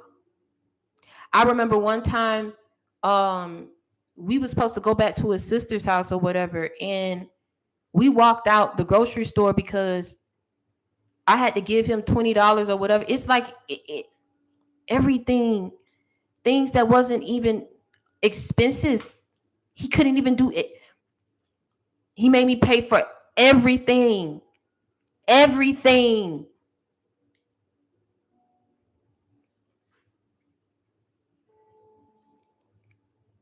When we walked out the grocery store, I turned back. I catch him because at this point, I'm losing my mind. I'm losing my mind. I'm talking to myself. And I kept saying, you don't love yourself? You don't value yourself? Why you keep letting him do this to you? Why you keep, I'm walking out the grocery store in the parking lot, people watching me, and I'm talking to myself like this. And I turn around and he's smirking like he think it's funny. I remember walking from all the way, I had to be somewhere on the Kendall side. I walked all the way from that Publix all the way down the street to the Walgreens, standing outside the Walgreens crying by the garbage. And his sister was like, Victoria, where are you? We trying to find you. Just come home. That ain't my home. You ain't my home. I'm giving you my money to freaking whatever, and your brother treating me like garbage. That's not my home. I'm gonna go to my home where my mama and my daddy at. And I got on that bus. That was the midnight hour. I walked to go get the midnight hour, got on that bus. And I just told my mom, I said, I'm sorry. I just want to come home. I ain't got no money. You know what I'm saying? I ain't got no money. But I'm going to find a job. I'm gonna help. I'm gonna get my money back up. People will literally hold on to you to drain you, to benefit off of you, and not have not one good thing to say about you. Not one good thing. This sister, even before she moved to that area, there was another area that she was staying in the city. It was 2 dudes that was liking me in that project area. Don't you know these dudes came up to me and said that, you know, homeboy's sister going around saying that y'all ain't together, that he just working you? I said, what? This dude now that came to me and told me that, he said, baby, I don't know why he doing that, man, but you fine as hell. And I be seeing you how you be stepping out, you know, with your little dresses and your suits and stuff like that. You need to stay the hell away from them people, man, because his sister going around talking about he working you, that y'all ain't together. And I don't know how true that is, but I don't want to overstep my boundaries if you with homeboy. But this my number. If you ever need me, let me know. The other boy came up to me and said that he was going around saying that I wasn't his girl, that I was stupid, he was using me. He keep going around and kept telling that to people behind my back. He was telling ex-girlfriends that would call him and be like, oh, so you back with her? And these people will always find their way to come back to me and be like, he said that he using you. He said that he using you. He said that he using you. I'm the one who's helping. I'm helping you. But instead of being a friend to me, how you could be a friend to everybody else and joke me to these people, go behind my back and say that you using me to these people, say that I ain't nothing, say that I'm crazy. You got friends coming up to me. Oh, she just want friends so bad. You know she ain't got no friends. So when you see her, just hug her. These friends coming up to me laughing, smirking. You don't even know what I've been through. You don't know nothing. Because if I say it, it ain't going to make sense as to why one human being would do that to somebody that has shown them nothing but love. But the people who wouldn't even go half to do the things that I've done, these are the people that they respect. These are the people that they love. These are the people whose business they won't go around spreading.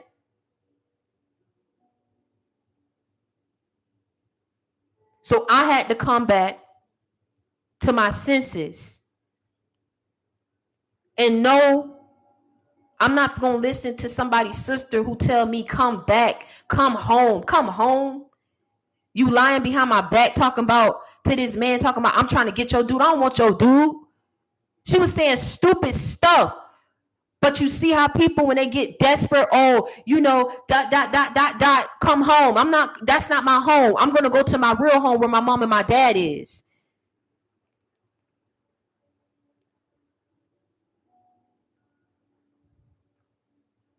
I don't know how, I know how I got here. But I'm telling you, I wouldn't have been here if it wasn't for God. I don't know. I don't know what else to tell you. I can't lie to you. I can't make it up. I know I've been through some real hell. I've been through some real hell. I've been through some real hell. I could tell you that. I ain't got to fake nothing. I ain't got to nothing. I've been through some real hell as a female. I ain't no dude coming on here talking. I'm a female. And y'all keep telling me you're so beautiful. Why did you go through that? What does beauty have to do about anything? I wasn't going to lay down and sleep with Tom, Dick, and Harry to get myself up out of that situation. I would never be able to live with myself. I can't do that. It's already enough I had to accept the fact I laid down with the wrong person who was a whole demon. Did nothing but bring me damnation, brought me curses, brought me burdens. Never made me happy. I was never happy. I should have been let that man go. I couldn't understand for the life of me why I couldn't. He dabbles in witchcraft. And he works with other people who dabbles in witchcraft. He goes and he works with witches. It's like being rigged before the game has even started. It was rigged. People was paid off. It was rigged.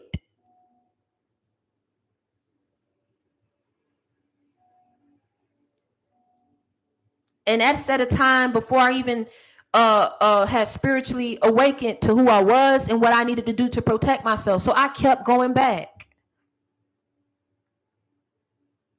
And don't you know how wicked he is? When people will come out and see us together, they'll be like, oh my God, oh no, that man's so, oh my God, he is so evil. He is evil. It was one person that said that, I know she was drunk, but he got so upset with her. He went across the street trying to find her. He never found her. I know she got away. She went somewhere, but watch a person who gets so upset when people try to say like, oh, I'm telling you, it's like he didn't want to be exposed. And anybody that tried to do it, it's like, you know, it's the truth. So why would you try to go after somebody that's telling the truth? Because you don't want the truth to be exposed. I really had to pray and beg and pray and plead and beg and pray and plead to release those soul ties, because you can have spirit babies as well, that didn't make it here. I did have abortions, but it's connected and tied to him. But I had to really ask and beg God to break that soul tie. I said, I'm tired. I don't want to think about this person. I don't miss this. I want to be set free. Please set me free. You have to speak it and ask it, and you have to come to the realization that when people are not meant for you and they're placed on your path to destroy you, that's what their sole purpose was to destroy you. You go back and you recall every situation. I ain't talking about the good times. I'm talking about when reality has sinked in. It's like, well, if their whole mission or purpose was to destroy me, they very well almost succeeded. Because everything that they did, everything that they tried to get other people to say about you, it's like so many people was kept saying, that man talking about you real bad in the street. People was coming up to my daddy saying, do you want me to handle him? He talking real bad about your daughter. They would never say the things that he said. I don't know what's out there in the street. I don't know what he told people. All I do know is a lot of people stopped being my friend that was once my friends from high school, but they was never really my friends, so it's cool. People would say stupid stuff, do stupid stuff. I was over it, man. I couldn't even go to certain clubs or bars that he worked at. It was like people would look at me like I'm crazy, like I'm a stalker. I did certain crazy things, I did. But it's like people don't even know the hell that this guy, it's like I'm not a bad person. So if you hear somebody talking about somebody and you don't truly know this person, or it's like everybody condoned what he said, what he did towards me.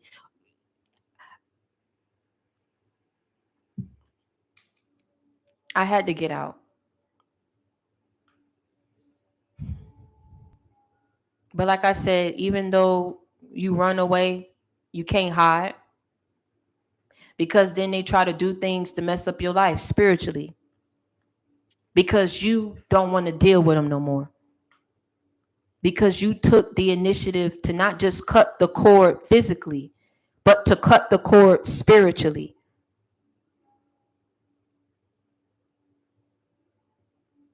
I tell my story so that you guys know what it is.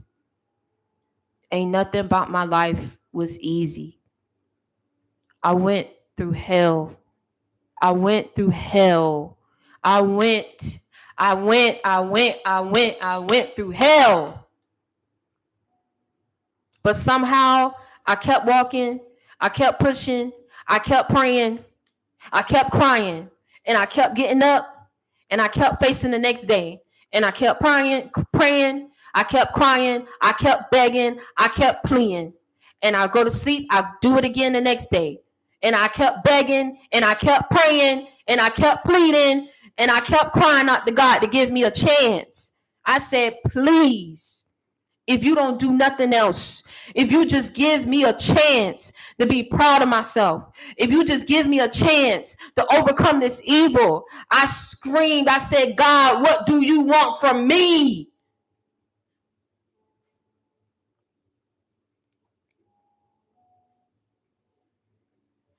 I said, please get me out. Please get me out. Please get me out. Please get me out. I don't deserve this. Please get me out. I left that man alone. Please get me out. I left that friend alone. She betrayed me. It's cool. I'm not going to keep being friends with people who want to screw people of whom I dated or been with or hate me because of their low self-esteem. Please get me away. I don't want to keep being around family members who have had a hand in going against me, talking about me, people who I went to school with, people of whom they was friends with, all my business being spreaded, but yet you can't even tell me why you did what you did, why you hate me so, why you don't recognize me, why you don't give me my just due. I said, please get me away. I felt I was being watched as soon as I stepped out my door. I said, please get me away. What do you want from me? I'm tired. I know that you see that I'm tired. What do you want? What more can I do?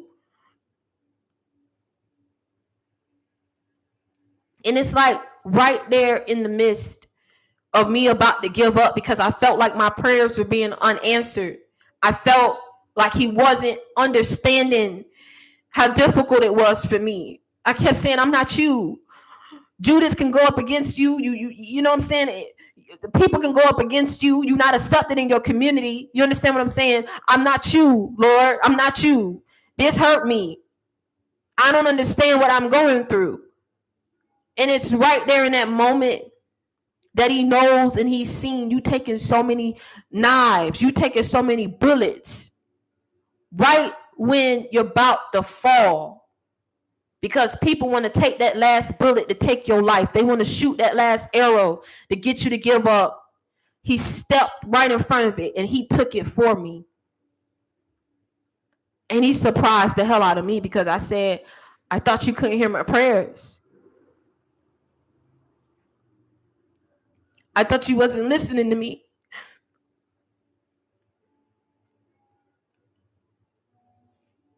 I thought you had given up on me. That last bullet would have taken my life. It would have took my life. That last arrow would have took my life. And he knew it. And he stepped in and took it for me.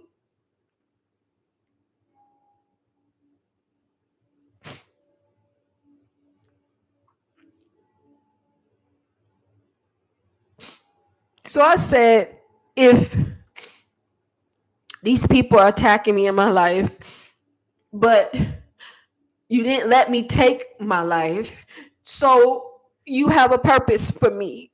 So it doesn't matter what happens. I know that you will always place me in a position to win. I see it. I've seen it. If he spared my life, it's because he have a purpose for me. So it doesn't matter what you do. It doesn't matter what weapons you form. They won't prosper. But in being there for me, it isn't telling me this is not the time to accept defeat, my child, because I walk with you. I walk with you. Whether you know it or not, I walk with you. Whether you know it or not, I'm talking to you. I'm surrounding you. I'm protecting you, whether you know it or not. I will never let harm overcome you. I will never, when famine comes, I will keep you alive. And in war, I will protect you from death. He took that bullet for me because people was trying to kill me. I swear to God, it didn't make sense. How friends went up against me, how ex-lovers went up against me, how family didn't like me, despised me. It didn't make sense how people would look at me, ease me up and down at events. It didn't make sense what was happening to me, why I was being talked to the way I was being talked to, because I'm a good person. I don't talk to people like that. I don't disrespect people. You ask me for help, I would give it to you.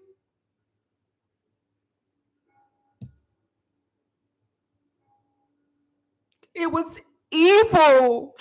Because how else do you explain that? Everybody in this world ain't moving like that.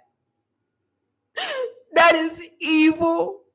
It is cruel. It is vindictive. It is uncalled for. It is unnecessary. It is immoral. It is unjustifiable. And in the midst of us going through it, we thought God wasn't walking with us because they kept doing it. We kept encountering people like that. We was like, God, when is it going to stop?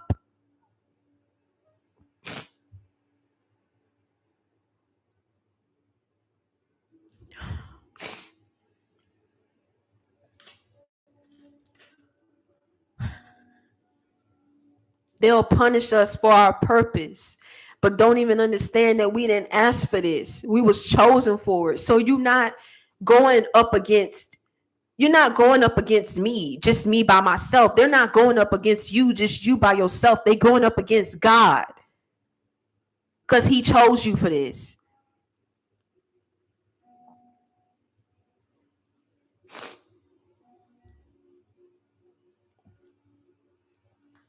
I was led to the book of Job, and now I see why.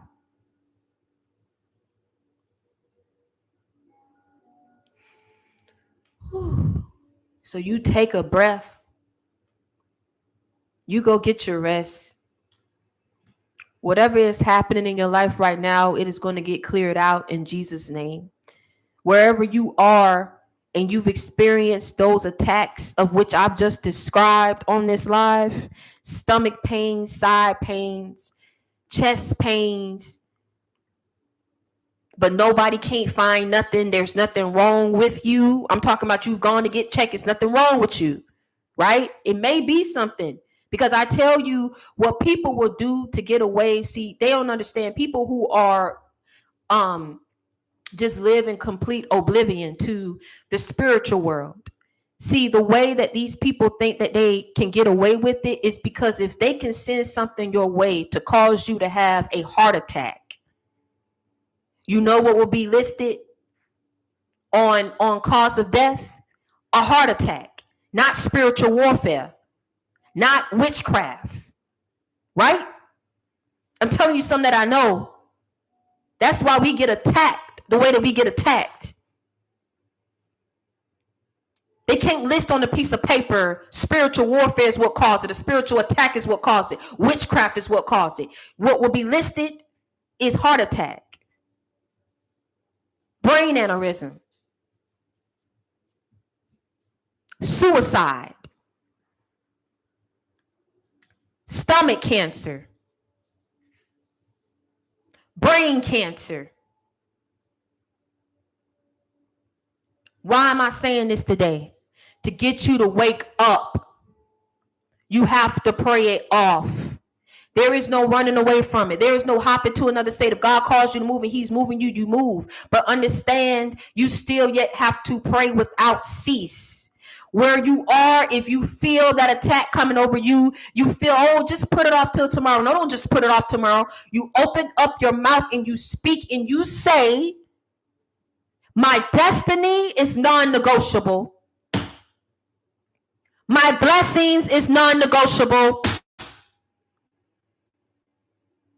What's meant for me will be. I will have it. I will step into it. Devil, you have no power here. And you get up and you get out and you walk and you say, you know what? It's a beautiful day in the neighborhood. Because it is a beautiful day. The sun is shining. You have life. You have a chance to fight and show up. This is not the time. This is not the time. This is not the time. This is not the time. This is not the time. This is not the time to accept defeat. This is the time to fight. So you speak up and you say it. My blessings are non-negotiable. My destiny is non-negotiable. My life, my quality of life, what I will have in my life, it is non-negotiable. What's meant for me will be. What I'm meant to step into, I will step into it. Devil, you have no power here. Devil, you have no power here. Devil, you have no power here. I do not walk with fear. I do not move with fear. I will not fear you because of who walks with me. I will not fear you because of who protects me. I will not fear you because of who guides me.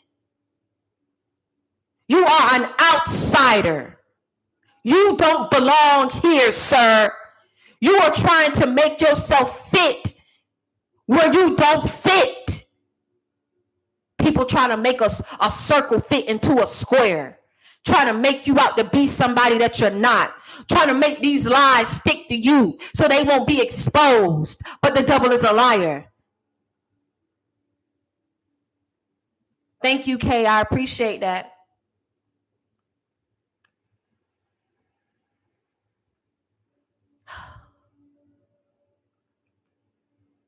I want to say this one more time before I close, because we're already coming up on 2 hours. Satan replied to the Lord. And again, I'm taking this from Job chapter 1, verse 9 through 11. Satan replied to the Lord, yes, but Job has good reason to fear God. If it's anybody that I fear, it will be him. You have always put a wall of protection around him in his home. This is what Satan is saying to the Lord. You have always put a wall of protection around him. Trying to figure out what makes you so special is why these people kept going up against you. Why you? What's so special about you? No one in their right mind that's healed would think about that towards someone else who's being blessed. They will be happy for that person, not trying to figure out why that person is being blessed. But Satan replied to the Lord, yes, but Job has good reason to fear God. You have always put a wall of protection around him in his home and his property. You have made him to prosper in everything that he does. Look how rich he is. And let me tell you something. If not rich financially, you are rich in life. You are rich spiritually. You are rich emotionally. You are a very rich person. Carry that mindset everywhere you go. I am a rich person. I am a protected being. I am chosen for this purpose. No matter if people try to punish me, cause me pain, cause me conflict, cause me chaos, God is walking with me. He is guiding me. He is protecting me. I am rich, rich in spirit, rich in the Lord, rich in my faith, rich in my belief.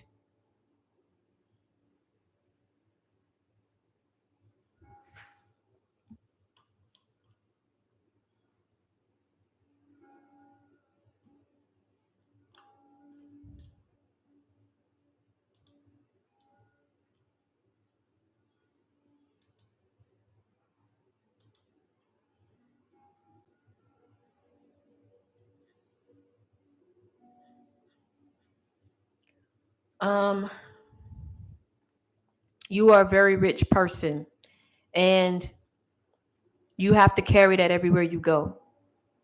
And so he continued to say, but reach out and take away everything he has. Thank you, E. Kelly, baby. I appreciate you. Reach out and take everything he has, and he will surely curse you to your face. The devil will attack you and try to attack things of which you worked hard for, to try to discourage you to give it up, because he wants you to curse God. It's a war. It's spiritual warfare. Do you know what that is? It's a battle between good and evil, a battle between the light and the darkness. If they can't get you to conform, they will try to get you to forfeit and give up your destiny by not believing in God, by turning away, by saying, you know what, you allowing this devil to attack me here, attack me here. You can't be who you say you are. You can't be you can't be as faithful and righteous as you say you are to me, because you're allowing the devil to attack me. You're allowing the enemy to attack me. But see, they plans backfired, because see, they thought that they would get you to turn away from God and curse him. But you get up every day with a fresh, refreshed mindset. You get up every day and you thank him for getting and waking you up. You thank him every day in the midst of you not having, going through great famine, going through this war, how he protects you from death. He keeps you alive from famine. He keeps you and allows you to overcome every force of evil that is sent your way, every attack.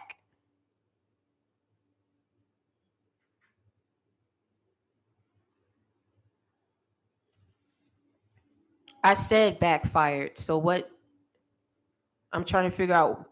I don't know what that means, but okay.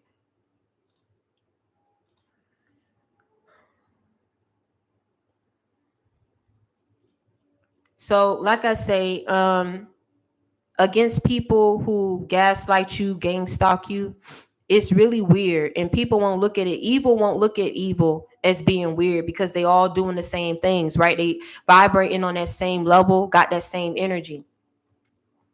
But you look at it as, you don't like me, you talk about me, you say I'm not this, but yet you gang up on me to try to watch me, to have something to laugh at, to have something to discriminate or judge. It's pathetic. It's really pathetic, but I know it's that evil that's on you. And so I'm just going to dismiss it. I'm going to, like I said, act like it's not there. I'm not worried about you. I'm not giving energy. I'm not paying attention to you. I'm paying attention to God's righteousness and his faithfulness towards me, because I know as long as my walk is with him, I could never lose. I know as long as I'm walking and believing in him and holding on to his hand, he is going to protect me and allow me to overcome. So you want your way with me, but you will never get your way with me.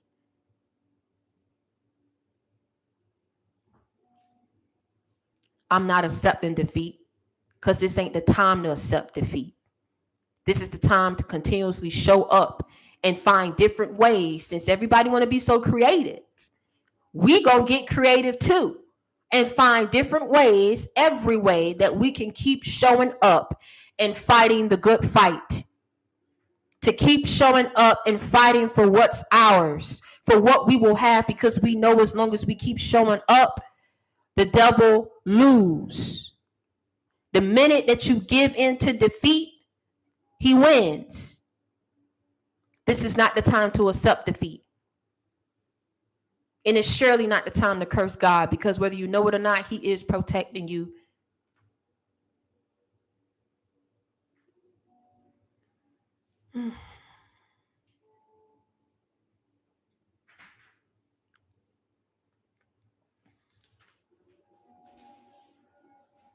Scoot.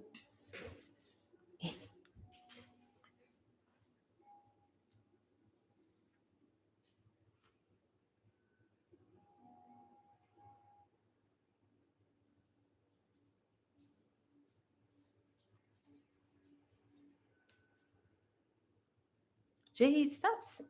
I done told you about that.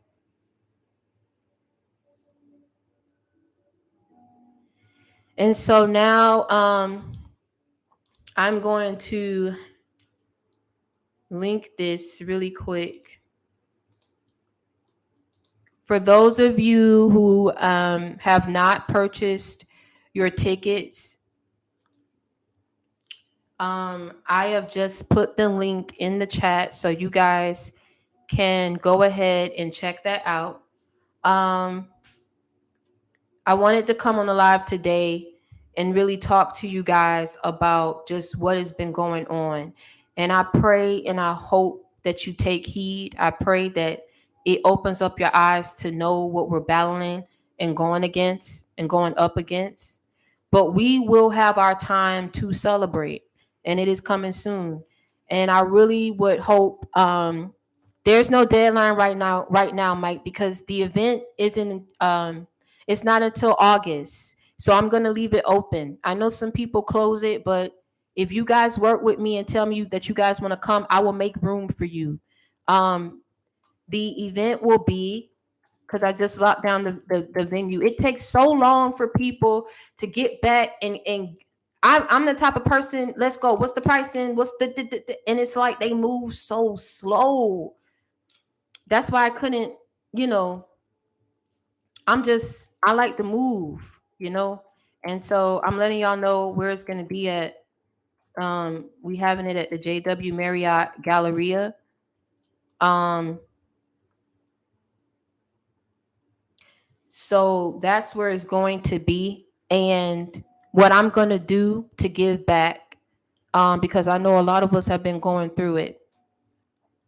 I'm going to say the first 5 people that can go ahead and drop their email in this live, it's going to be the first 5 people. I'm going to take that down and I'm going to send you guys a free ticket to attend. So the first 5 people, just put your email for me in the chat right now. If you guys can come, it's in Houston, Texas.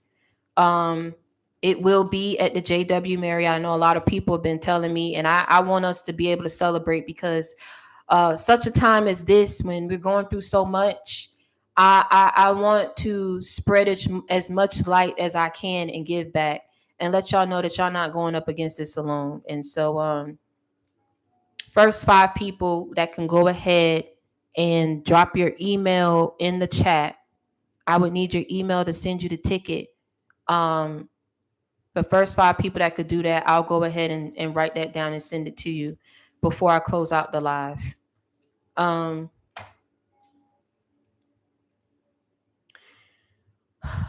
But yes, we have been going through it, and so I love you too.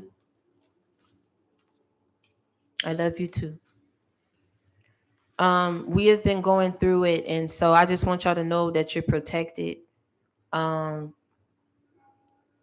God is protecting you, God is keeping you, and you don't have nothing to worry about.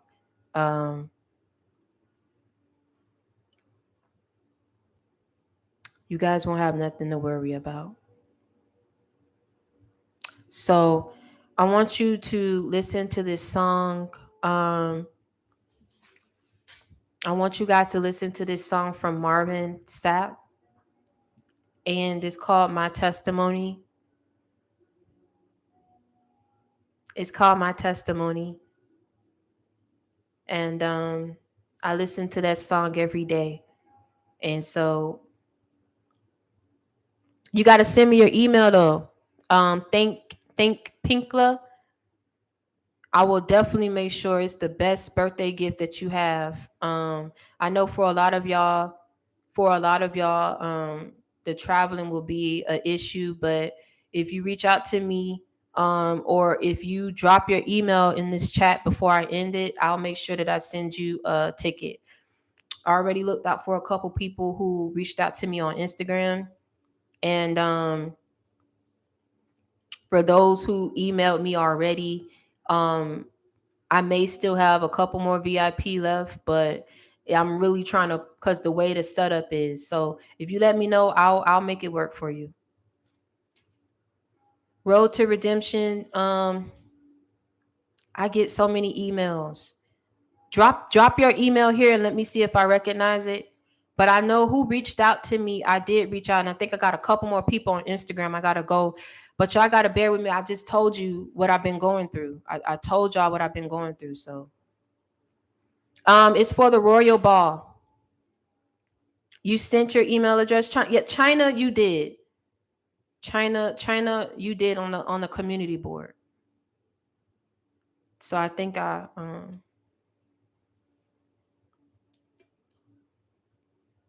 thank Pinkla. Can you drop your email in the live? Are you able to do that? I know you said you want to come for your birthday. Yes, I love that song by Marvin.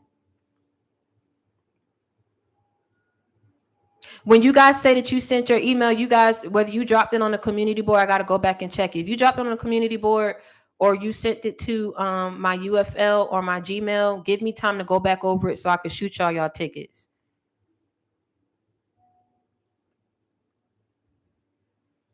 I'm also trying to make sure I can get Zacardi Cortez. I don't know if you know him from Just Don't Know. Um, but I'm trying to, he did reach back out to me, and I want to make sure I don't get scammed before I pay people my money. So give me time. But if I can get him, I'm gonna get him. And if not, I will make it an open event, an open mic event where if you guys want to share your testimony, you can.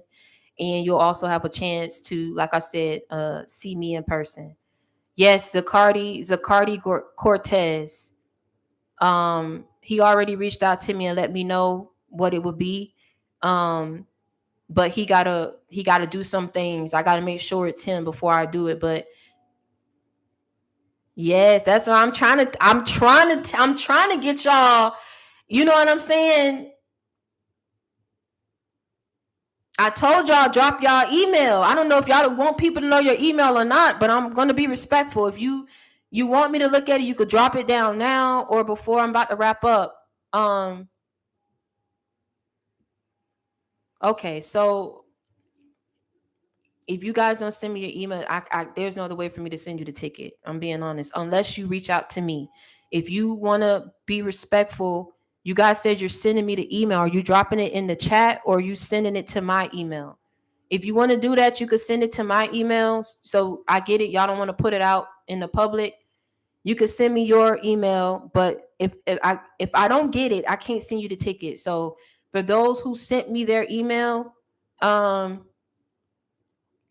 for those who sent me their email, if you sent it to my email and you let me know that you want to attend, you put it in the chat, Talea. I'm not seeing it, guys. I am not seeing the email.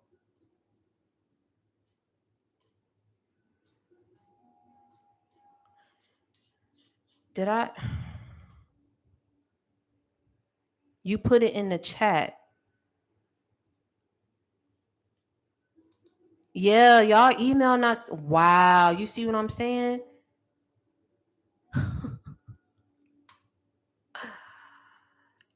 Yeah, the devil is busy, boy, but it's cool. It's real cool. Um,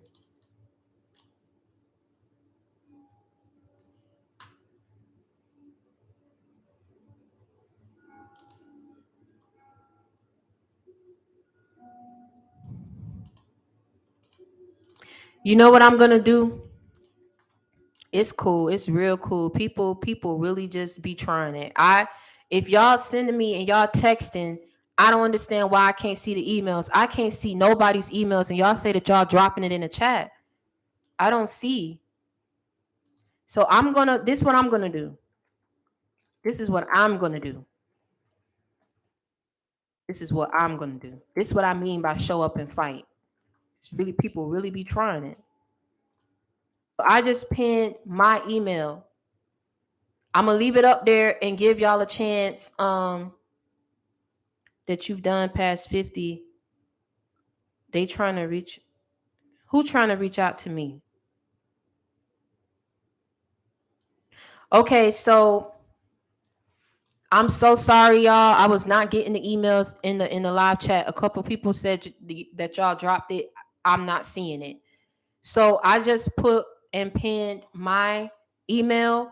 I'm gonna give y'all a chance to take that down. VickyMorel25@gmail.com.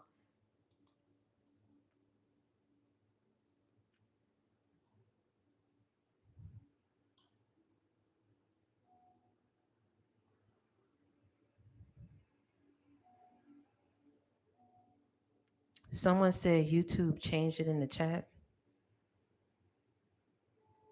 Okay. Well, I put my email. I put my email, so I'm gonna leave it up there. Bridget, you just sent me an email. Okay, I'm gonna make sure that you come. Faith, you just sent me an email. I'm gonna make sure that you come. Um, I'm gonna make sure y'all come. I want y'all to celebrate and be happy. So we gonna have for sure something to celebrate. Um, I know some people trying to stay private. That's why I put my email out. So the vision, I'm gonna make sure that you come. Y'all shoot me the email. And like I said, it's gonna be at the JW Marriott Galleria, August 5th. And I'm trying to lock in Zacardi Cortez. If y'all don't know who that is, go check him out. Go look him out. Go look him up. He said that he's gonna come. I need to make sure it's him. I got a response, but I need to make sure that it's him. And once I lock that in, then that's what y'all looking at. VIP, y'all get to have a seat at the table with me. We gonna have a full laid out dinner. They already sent me the menu and it looked nice. I'm not even gonna hold y'all. They got steak, lobster.